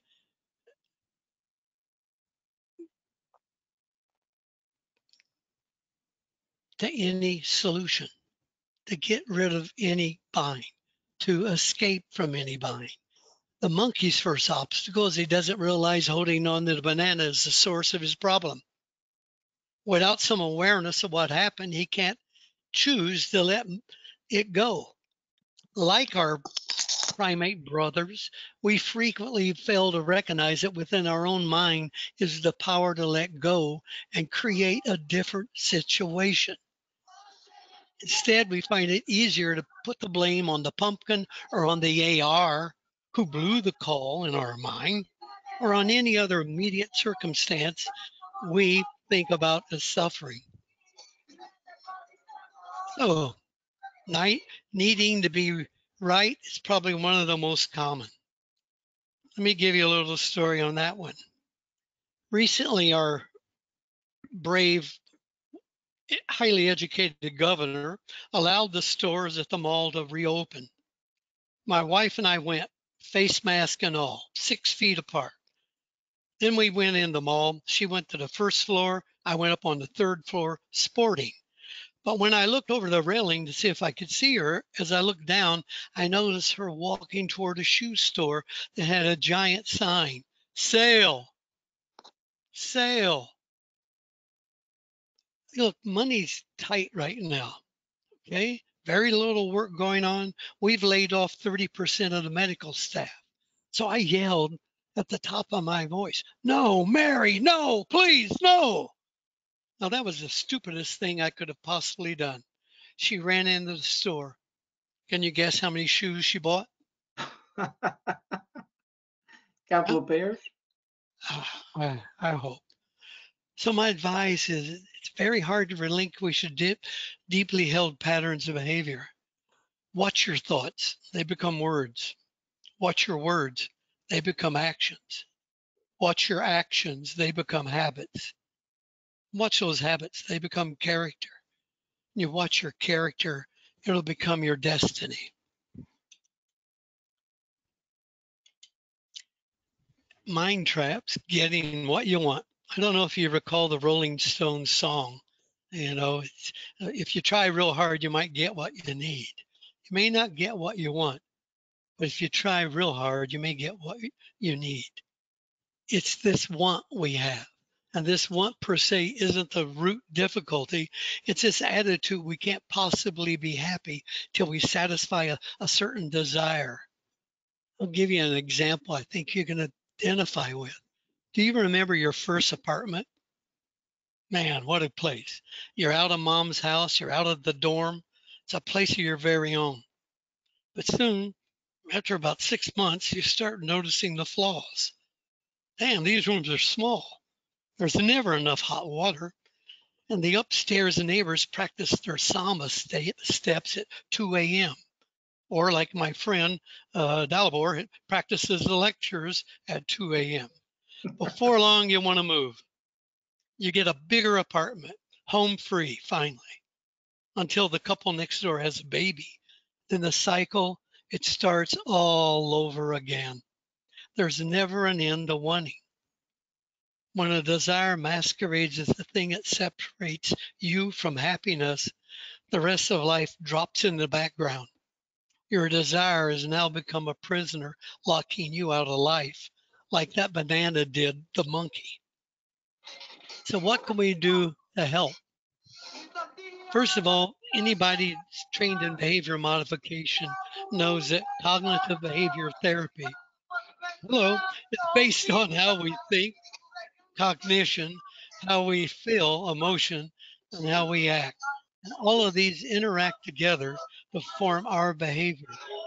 Specifically, as Gandhi's chart showed, our thoughts determine our feelings and our behavior. Therefore, negative thoughts cause us distress and result in even more problems. For me, without clarity, there's no awareness. Without awareness, there are no options, which leads us to no choices. In soccer, we do our homework. He talked about how we prepare for the teams, the players, their tactics, their formations, how we identify who the scorer is, the distributor, the enforcer, who has cards, what's the history of the teams and the players. Does a loser get delegated to a lower division? What are the ethnic and cultural differences? What are the technical skills and physical state and style of each team? Is this a long-standing derby, a long-standing rivalry? What are the results of the previous teams? If we do this, our homework, that provides some clarity prior to the match. It also provides some awareness in the match, thereby giving us options which lead to our choices. But look, y'all, you're free to choose, but you are not free from the consequence of your choice. And you can't blame that consequence of your choice on the fourth official nor the AR, as you are responsible for the consequence of your choice. So to me, the only thing you sometimes have control over is your perspective. You don't have control over that situation, but you do have a choice about how you view it and what eyes you're viewing it with. The one young man asked a question earlier about a problem before the match. You really got to take the time before your matches to do this mental imagery, to think about just the game and put this issue at home back behind you. Look at the guy that just won the race in Darlington, South Carolina last night. The guy, his family, him and his wife just had a stillborn baby girl 2 days ago. He's out there racing last night. And about 20 laps to go, he said he was crying like a baby, bawling. He couldn't get over it. And yet he saw that guy right beside him, bumping him a couple times right on his rear fender, and he put that terrible thing in the back of his mind and proceeded to do what he does best at that moment, at that time, and that's drive his car to victory. So mind traps. To me, the best indicator of future success is past. I'd like to imprint these words on your mind as your brother in USSF and RWISOA. I'm honored by your achievements. I've done my homework. Richard's told me some of the people out there. You have many more achievements to accomplish. The best indicator of your future success is past success. As high achievers, and you are high achievers, you are having an impact on the officiating and the game at large. I'd like you to remember the following that I learned from Oscar Wilde that Essie says all the time. Some people cause happiness wherever they go, others whenever they go. How do you perceive yourself prior to the game? Are you going to, the players and the coaches are going to be happy to see you there? Are they going to be happier to see you leave? What's your thoughts? They become words. What's your words? They become actions. You got to watch your actions. They become habits. And your habits, well, they're going to become character. And you watch your character because it becomes your destiny. Remember, in soccer, we're not looking for characters. We're looking for people that have character. And that all goes back to your thoughts. Please don't analyze other people's traps. You can only be responsible for your own.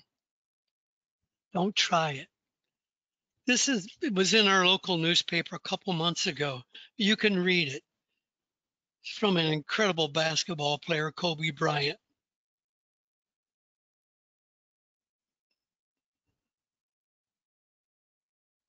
Look at the negative thoughts. My back hurts. My feet hurt. My knees hurt. I don't have it. I just want to chill. You see, we all have self-doubt. You can't deny it, but you don't have to captivate to it. You embrace it. He said, you think positive. You embrace it. So how do we let go? How do we become aware, know our choices? I'm a neuroendocrinologist. Let me tell you some stupid stuff about our mind. Our minds are very busy. You think your body's busy. Your mind's actually run on automatic. The human brain produces about 70,000 thoughts a day. You probably make 900 to 1,000 decisions in a game. You're not aware of them. 86,000 seconds in a 24-hour day. That's a different thought going through our mind every 1.2 seconds. You see, we don't know what we're thinking. We're not paying attention. It's all background noise. It's like that automatic pilot driving home, driving to the field, driving to a new place. You don't remember every turn. You don't remember every red light. You just know how to get there. Your mind needs rest.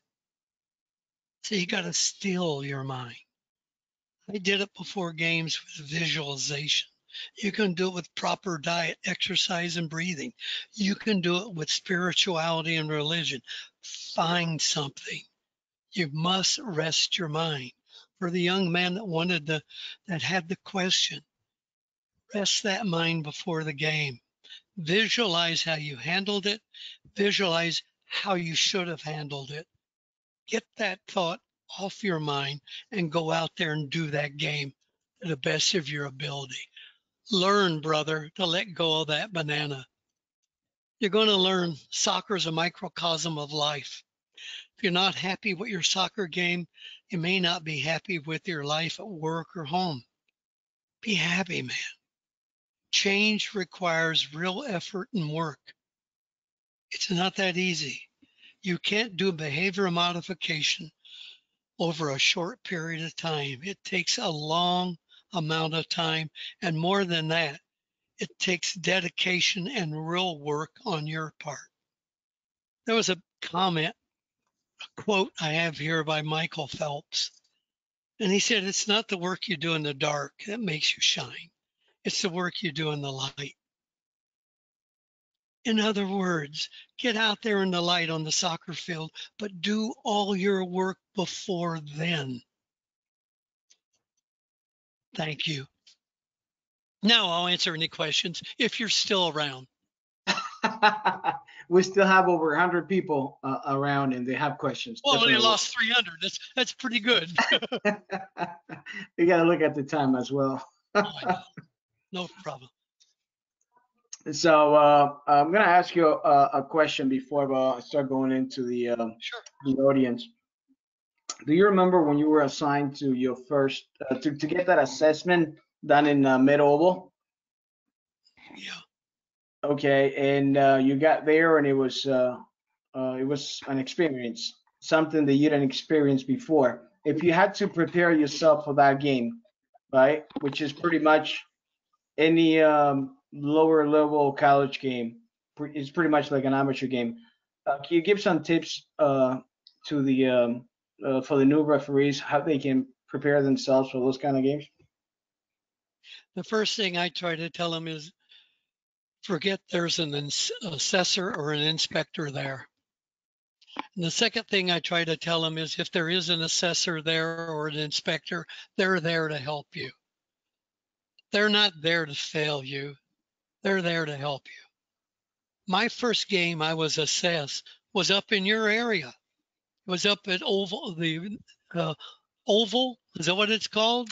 Yeah, Up there in New Mid York Oval. City. Middle? Yeah, Yeah. Metropolitan Oval. Yes. Yep. Yeah, that was the first place I was assessed, and it was 2 ethnic teams. The only ethnic teams I had in South Carolina were the Yankees and the Rebels. You with me? So I did my what was my homework? I called a guy by the name of Pops. You know who I mean? Oh yeah, definitely. Okay. Well, if you're going to go there, you've never been there, and you want to know about teams, and you want to know about your ARs, and you want to know about that game, what do? You do your homework.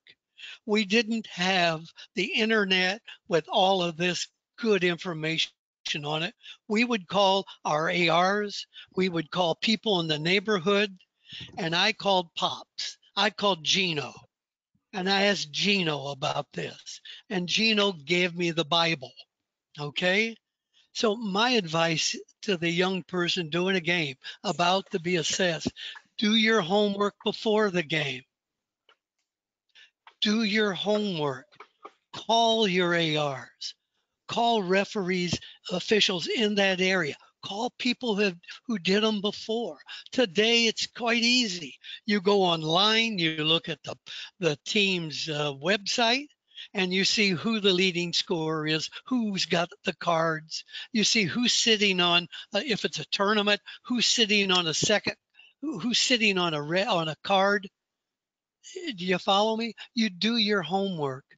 And at the game, those are the people you go up and try to start a conversation if that's possible. You let them know you're human. You let them know you're there to officiate. What more do you want? That's how I did it. Yeah, no, that's perfect. Perfect. A few years ago, I don't know if you remember this, but you and I were assessing a young kid that was running all over the field. This was in Annandale. Okay. And after after the game, you and I look at each other, and you said that is a rough diamond right there. He's all over the place. He doesn't know where to place himself, but yet he's fighting, he's hustling. Do you remember that? Yeah. So what would He you was a tell? kid. He was a kid. I think I said the phrase, he also had non-purposeful running. He Yes, was running everywhere. I remember yes, that. yes. This was like 6, 7 years ago. Yeah. He happens to be on the on the pro list now. It's a good referee. What would you tell, since you're such a great uh, national referee coach? What would you tell a new referee nowadays, especially at the college level? Uh, what would you tell a new referee what to do when they're being assessed, other than trying to impress somebody? What would you tell them, that something that will work? Well, like I said earlier, I still think the role of an assessor is that of a national coach mentor, and that's to help them become better. And what I would do, to me, what I tell them in the beginning is probably not as important as what I tell them at the end. At the beginning, I tell them, do the game that brought you here. My job as a coach mentor and an assessor is to help elevate that game to the level you wish to go to. So the first thing I ask them before the game is, what's their role? What do they want to do in soccer? They want MLS, they want FIFA, they want to stay at that level. And so that I'll prepare my talk based on their response to that question. That young man he wanted to do more. He had the tools to do more. He ran everywhere. I can't teach his physical fitness, but what we can teach is file recognition, angle of view, things like that. The biggest thing I try to teach today is to tell them to scan the field. Look around, look at your ARs. Are they trying to communicate? Scan the field on every sprint, every ball pass forward, scan the field. See if there's an overlapping player. See where they're going. And that your brain is going to take a picture of that. After your brain's taken 10,000 pictures over the course of 1 or 2 years, it's going to guide you where to go next. So you're constantly scanning, your brain's taking these pictures like I talked about earlier, and it will develop them about 2 years later, and you'll have clarity. You'll have seen that same formation 10,000 times. You'll know where to go. We call that a priori experience. We call that, oh, you knew where to go because your brain told you where to go. Well, your brain had to see it so many times to do that. So I try to tell them, referee what brought you here. Obviously, we think high enough of you that got you here. Utilize your ARs. Don't overreact. Be a team. And that's my pep talk. The big talk is how we talk to them, to me, at the end of the game. That's pretty clear. That's pretty clear. And he hasn't changed all this year, so that's very good. You know, we have it's sad. Let's see if we can bring him in. He's got a question. Sure. I think I saw Ben there putting his hand up. Ben, do you have a question? I'm good. I just like to see Ben, the doc do his you're thing. still awake? Ben's I'm still awake. Actually, I took a nap and came back. Oh, you're a good man. All right. Hey, It's Richard. Great stuff, Don. Richard, you had a guy earlier want to know about what the teams did before a match. Didn't he ask that? Well, let me, as a FIFA assessor, I can tell you what we did. We had a team meeting the morning of the match, and there the teams brought out the goalie's uniform and their team's uniforms, and we, myself, and the 4 officials sat there, approved them. You with me? Then we had people talk about what to do for injuries, where the nearest hospital was, the administration stuff, what to do with crowd control, the police, all of that. But then I had to give a talk on the rules of competition. And if, as often, many of these meetings were trilingual. There may have been a team from Martinique, French, or Haiti, and a team Spanish speaking, and then me with the English. And so we'd have to go through 3 interpretations. I would have the referees hit the key points. We wouldn't talk about their players, their teams. We would talk about what we were going to do in case of bleeding. We talked about what we were going to do in case of a mass confrontation. We didn't explain every little thing to them. I thought the referees doing it would give them more a sense of power. So I did it mine that way. But we did meet with the teams. To be honest, the head coaches rarely showed up. They sent the loudmouth assistant coaches. And so I made sure I talked about 3 little steps you do when you wish to send someone off for unprofessional behavior. So we did cover some stuff in the pregame meeting. That's great. Let's see if we can bring Assad.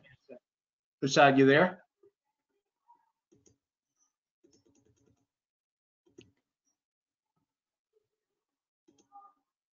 Now, do we have you, Assad?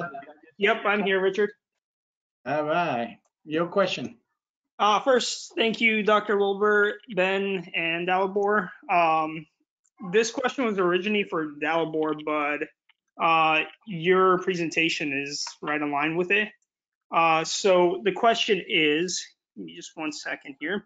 There we go. Can you discuss a situation in your career where you might have lost focus or a mind trap has held you back, and how did you recover from it? Okay. I did there are a lot of them. If I got better in life, better officiating, it's because I made mistakes, a lot of them, but I never repeated them. You with me? Yes. So the first thing is be aware of what your mistake was. Reinforce why it won't happen again. why did it happen, how did it happen, and how can you make it better? And get those things through your mind. I made a lot. You know, one, I did a national men's open match way back when, and it was out west, and the organizers put it on this is how popular soccer was. They put it on a high school football field with the appropriate markings. Okay. Well, you can't have a national open match on that field. So I played it, figuring, hey, I ought to know what 10 yards is. Hey, you can laugh. That's a joke. But the fact was, I learned quickly you cannot supersede the rules. I wanted to referee that championship so bad, I didn't even look at in bold print. You can't have it on a field like that. We did. There were protests. They were thrown out, but I learned my lesson there. I've done a Great. lot. Great. You want another one? We'll take as many. Okay, this is college. And You're a Hall of Famer, by the way, so everybody knows. You're an no, RWISOA Hall of Famer. well, they can't take it back now. I hope. They just built a brand new stadium with lights at Campbell University, and this was the inaugural game. And it was a game for the NCAA tournament. The local team just needed to win. They couldn't tie, and they couldn't lose to go on. The other team needed to win by 2 goals. You with me? Yep. You got those stupid rules. Because again, during this game, the local team is behind 1-0. So no one's going through. You with me? The other team had to win by 2. The local team had to win. So the opponent's team, the captain kept coming up to me when they had the ball and asked, how much time? I said, look at the clock. How much time? I said, 20 seconds. He deliberately gave the ball to the other team, and his team fell down and let the other team score. That made the game 1-1. Now I had to play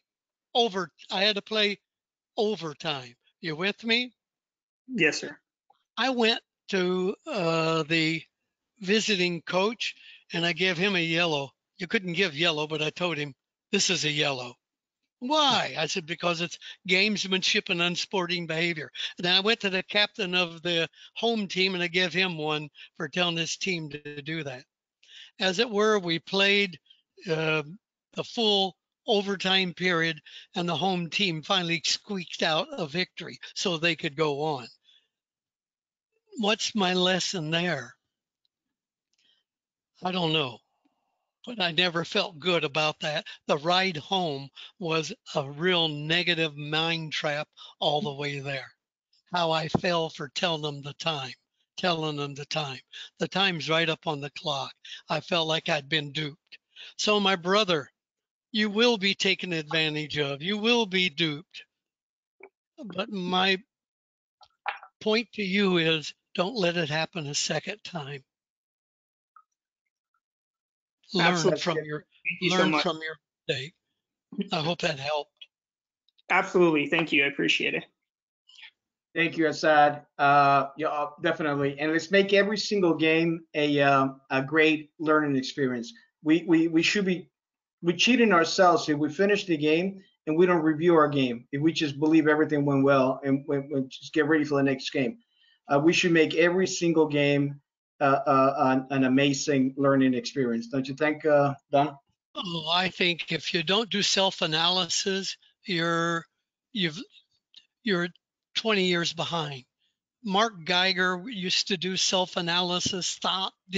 Those guys did, as assessing them as their coach mentor. I didn't have to say hardly anything. You would come in the locker room, you would ask them what went wrong, why did it go wrong, how can we fix it? Boom, they already knew. So they did self-analysis. There are other referees that come into the locker room. They go home. They don't do any self-analysis. It's another game. Those are the guys that are doing 50 and 70 games in a season. They don't have time to think about their game. And they're the ones who referee on automatic control. They're not thinking of the past, the mistakes they made, and what they could do to correct it. So yeah, I'm a big believer in self-evaluation. Yeah. I have a question from Keith Cullings. He's from Maryland, but he's having problems with the microphone, so he asked me to please read it to you. He wants to know if you were, if you always been a positive thinker, and if not, what turned you around? I would say it was 600 Viet Cong coming over a hillside in Vietnam. I would say it's being there with a group of brothers. I would say it's being married to a strong person. I would say it's faith. I would say there are a lot of reasons. But for me, they're almost in that order because I was in Vietnam before I got married. My wife's a very strong, positive thinker. She's an end-of-life counselor. So I've got one of those by me all the time. And also, where does negative thinking get you? It gets you in a hole. It gets you depressed. It gets you stressed. So it doesn't do any good to dwell there. You go in that hole, you reach out for a hand to grab you and pull you out of it. And that's how you get out of these holes. Help, friends. That's a great answer. That's a great answer. I have, let's see if we can get someone here. Someone that you know, actually, he's got a good question. That might be dangerous. Believe it or not, yeah, very dangerous. I'm afraid to open this mic. Chip. Oh. Yes, Donnie. Hey, Don, Chip, remember the Armed Forces tournament? Don't make me tell stories about it, okay? Oh my, now, no, what's your it was question, nothing buddy? to do with that. But it is related in one way. Vinny Dalbus was one of my mentors, so I'll say mine. that. But Donnie, Yeah. my question is for the young. Chip Reed, hold on. Not everybody knows who Chip Reed is. So if you don't mind, your full name and where do you call him from, and your question for Dr. Donald Wilbur. You want my full name? my actually I have the same name as one of my grandfathers, Arthur Reed, but I don't even know who that guy is. So Banks and I refereed with him. Yeah, I don't even know who that guy is. Anyway, Donnie, I loved your presentation. Your piggyback presentation to Dalibor was like so wonderful for these young referees and what to think about and how to get their minds out of their mind traps. What I want to focus in on is how, as a young referee, for the young referees here, which is what this is all about, how do you, because for me, I chose my mentors, but they were almost like guardian angels that appeared out of thin air and they were there. How do you choose your mentor? What is the best kind of mentor to have? You know, for you to if you have a goal in mind, how do you choose that mentor to help you get to that next level? You know what I'm saying? Well, that's a great, Chip. Especially coming from Charleston, South Carolina, where I didn't have any mentors. I started U.S. soccer in South Carolina. Yeah. So for me to get mentors, I had to go up to Met Oval. I had to make a call to Pops. I had to call people up in that area and ask them. I didn't have mentors here, but I had a lot of mentors throughout the country. I only picked mentors that had character. Okay, people that I looked up to, I would like to be more like. So I would take one thing from one mentor, one thing. I stole stuff from all of my mentors. Yeah. If I were somebody you admired. Yeah, and I respected, and the community respected. It doesn't do any good to try to become a mentee of someone who maybe they can referee a little good on the field, but off the field they're a disaster. So model yourself after a real role model. For a young person in your area today, there are plenty of them, but they don't have to be the MLS guy. They don't have to be pro. They don't have to be FIFA. You know people that are a little older that know the game and that you respect them for, wow, that one thing. Ask them, how do they train? Find a training regime that fits your body type, that fits your work schedule. Find somebody who learned, the best people are the Walmart greeters. Find someone who knows how to deal with people, a mechanic, somebody in the public. I wouldn't think a pathologist or a statistician would be. I'm sorry to all the pathologists and statisticians out there, but you know what I'm saying.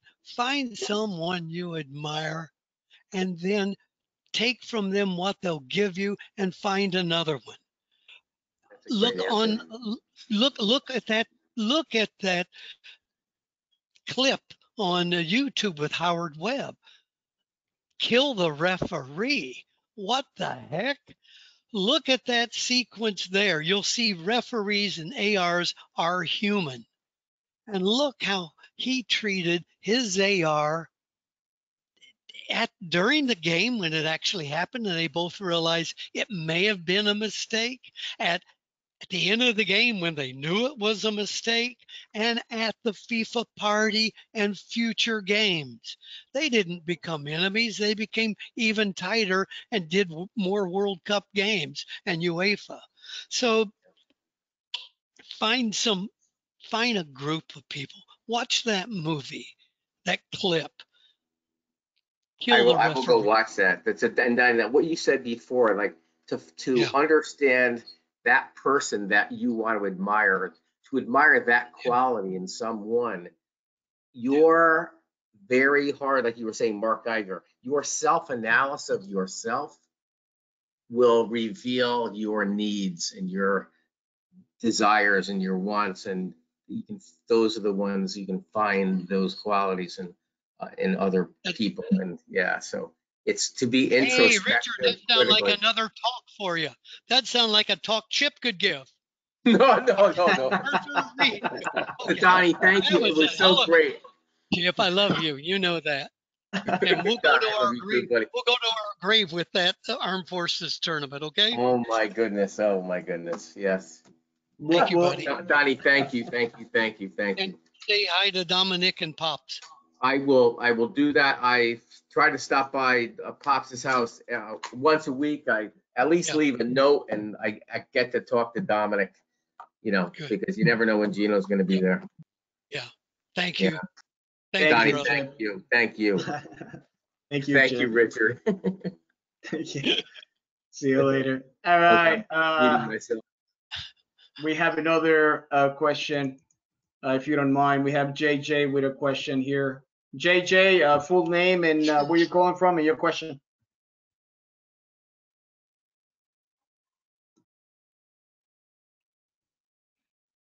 I guess we don't have JJ. I have a question from Basil Hayden. Go ahead.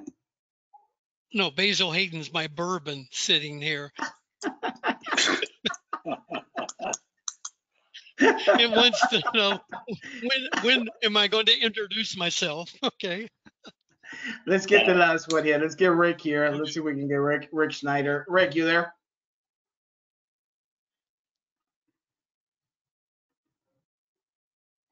He's got a mic problem as well. So you know what? Let's round it up. Are you there, Rick? Yes, I'll hear you. I hear you. Hear me? Good. Introduce yourself and your question, your final question of the day.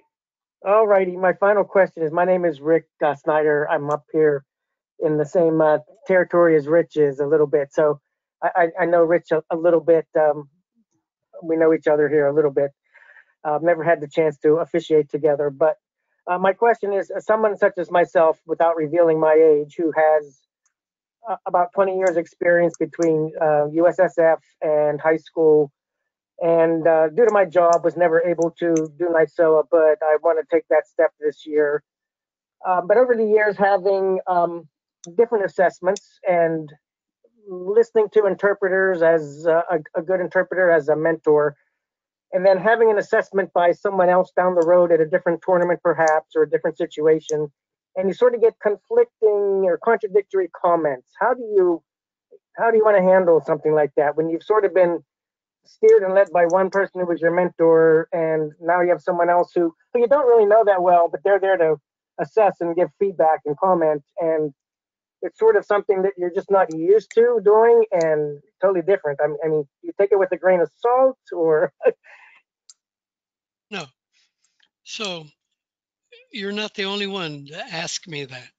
I'm asked that at every tournament. I still assess, actually coach mentor, and at every tournament I'll give them some what I think is sage good advice, and they'll go, well, that's just the opposite of what this assessor told me last week.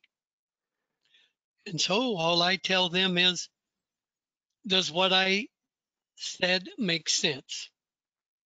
Can you do what I said? Does it make sense? right? I don't know who assessed you last week and what they did, and I don't know. I cannot read your mind. Remember my little slide on that?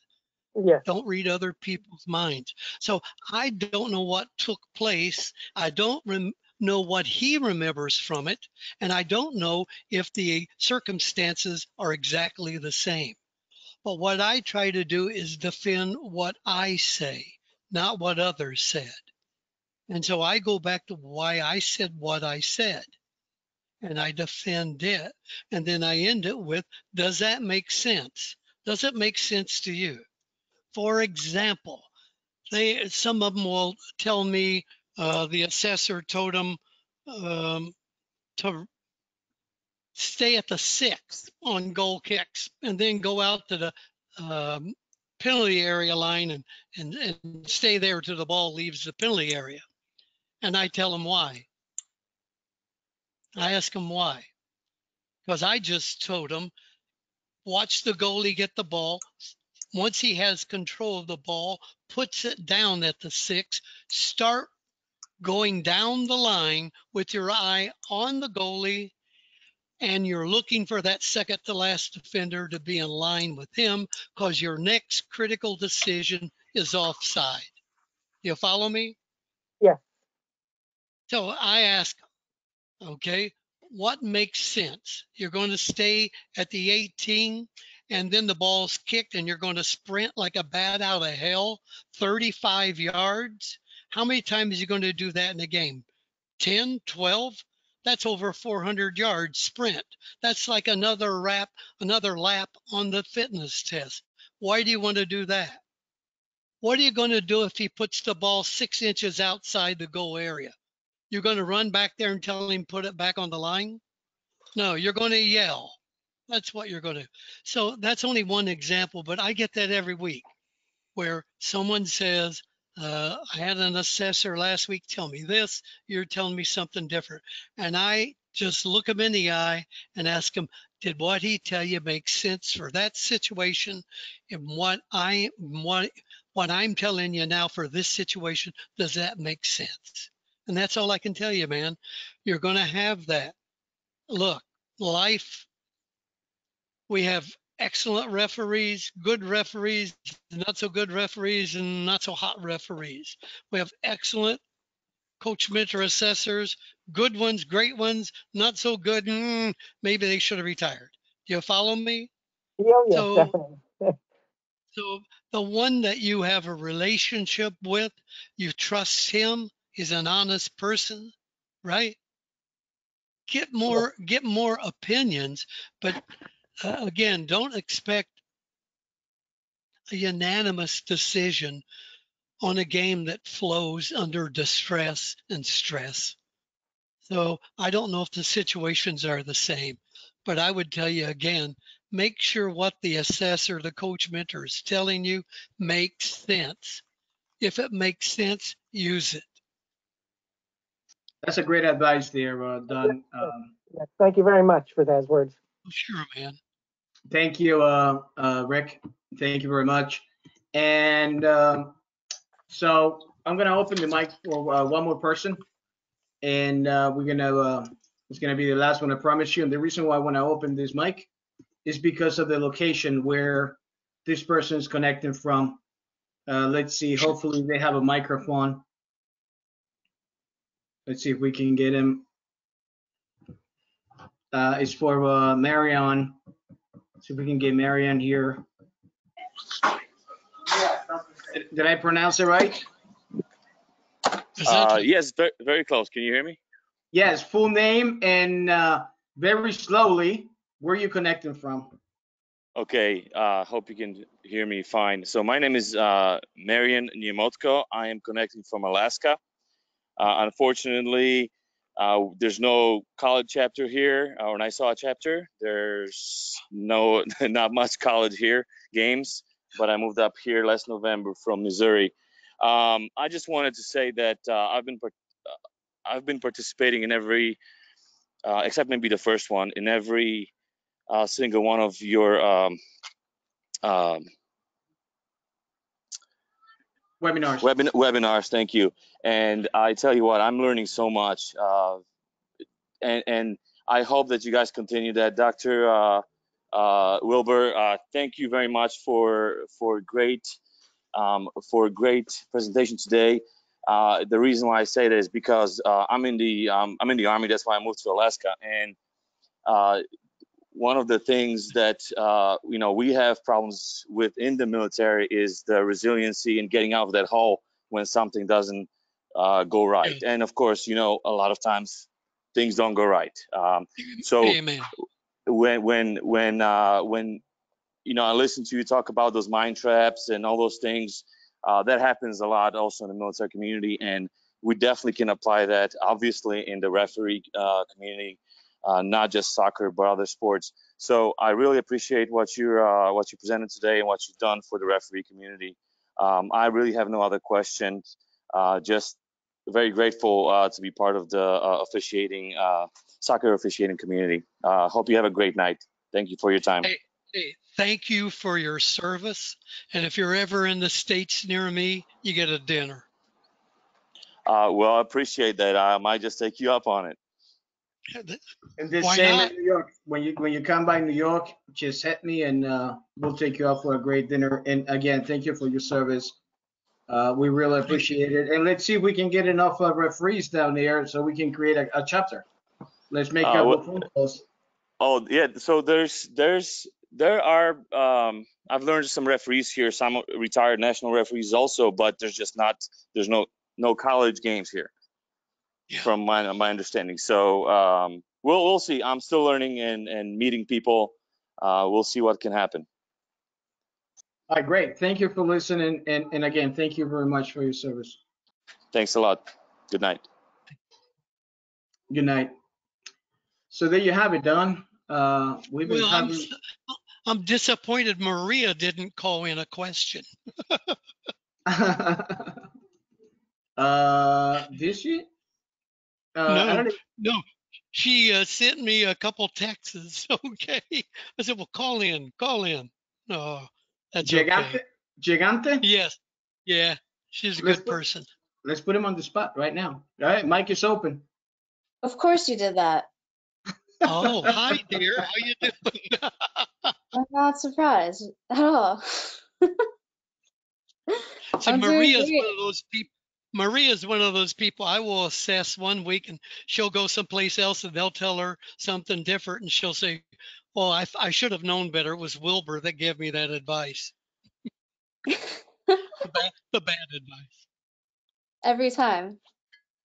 Yeah. Thank you so much for really, really awesome presentations. I really appreciate it. Everybody. Well, we're looking forward to soccer restarting again. If the Bundesliga can get it going, and they are, maybe it'll finally get down to our youth. I know the youth have canceled everything, high school, college. It'll come back.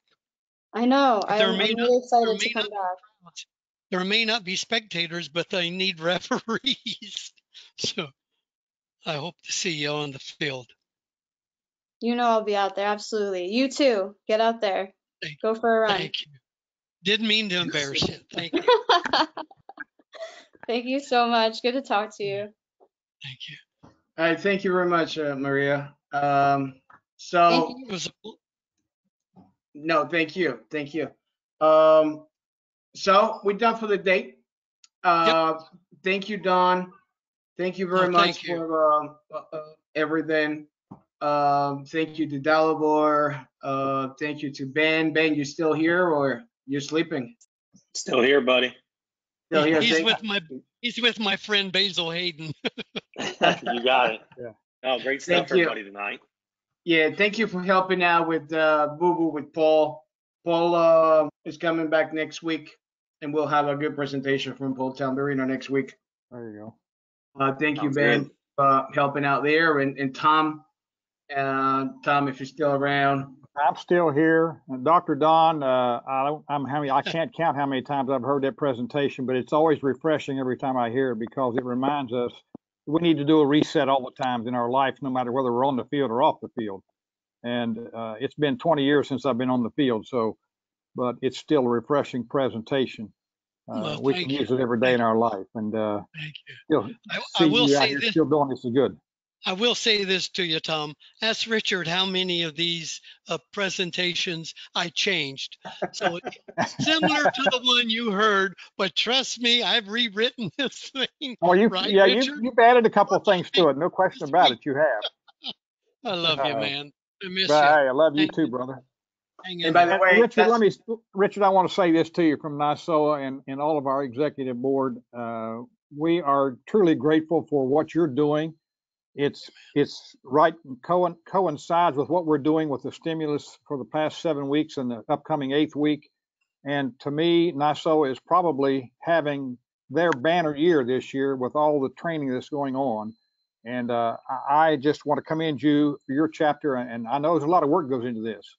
And what our people have done and what you're doing and the people you've had on and the people we've had on, it's just, we're talking about having the top people from around the world doing these presentations. And so our guys, if they're not taking advantage of it, they're missing out. That's all I can say to them.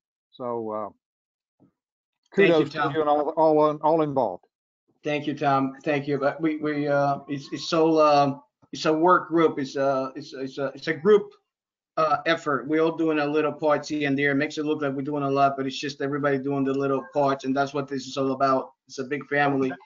We all pulling together. Many hands make light work. That's it. And for everybody, that's Tom Richardson, another NYSOA Hall of Famer, and the famous Tom Richardson. That when you have an abdomen problem, you need to contact them right away. And he's from North Carolina, while Don is from South Carolina. So you guys figured that out. I'm not going to touch that. You stood up when you said South Carolina. Put your hand over your heart, right? Thank you. Thank you. So thank you, everybody. Thank you for making it today another great webinar, and we'll see you all next week. Before we close up, just reminding everybody, May is Huntington's Disease Awareness Month. So please go to OSI, invite those beautiful HD wristbands, and also tomorrow we're gonna replay our webinar. Plus we'll have a little extra with Dalibor. We'll do something live there with videos and chatting. And while we're doing that, we're gonna give away some HD wristbands. And if you won on the past couple of weeks, if you don't receive one, it's because we don't have your information. I'll be in touch with Tom to try to get some people's information, but still trying to reach us.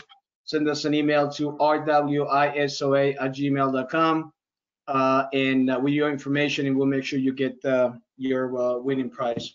Next week, 6:30, we'll have the NAIA Soccer Coaches Association President, who's happened to be the coach for the University of Northwestern Ohio, and he's one of those coaches from the video that we started showing to you. We're gonna have another local coach, Alfia from the Westchester Community College, men's soccer coach. We're gonna be reviewing videos. We're gonna get their side of their what they see and what they expect us to do. While we'll give them our interpretation of the situation, and it's gonna be all about perception, right? The famous 6-9. Is it a 6? Is it a 9? Which one is it? So that way we get to understand what everybody's roles are. So that will be tomorrow, next week, the 29th at 6:30. And then after 7 o'clock on, we'll have Dan representing NYSOA giving us some NYSOA news. He's another executive council member. And then right after that, we'll have Mark Cahan going over the new handball rule, the new handball laws. So it's going to be between the handball or handling, which one is it? And for those of you who don't know Mark is one of the CONCACAF manager of refereeing, and he's also video director of video, a coordinator of video for the NCAA for the instruction, as well as NYSOA. So next week we're going to have another great webinar. So we expect you to come back and share some time with us. So being that said, unless anybody else has anything to say, I thank everybody for your time. We really appreciate it. And let's not forget the 3 words so you can become the best that you can be. Be humble, integrity, and courage. Any final words? Good night. Good night. Good night, Thank you everybody. for having me. Thank you, man. Good night, Richard. I hope you got your bear problem taken care of. The next week. Okay, man. Hey, thanks Hey, so much, Richard. man. Did a great job, everyone. And Thank don't you, forget everybody. to give me my computer back. Okay. Have a good one. Bye-bye. Good night, everybody. Bye now.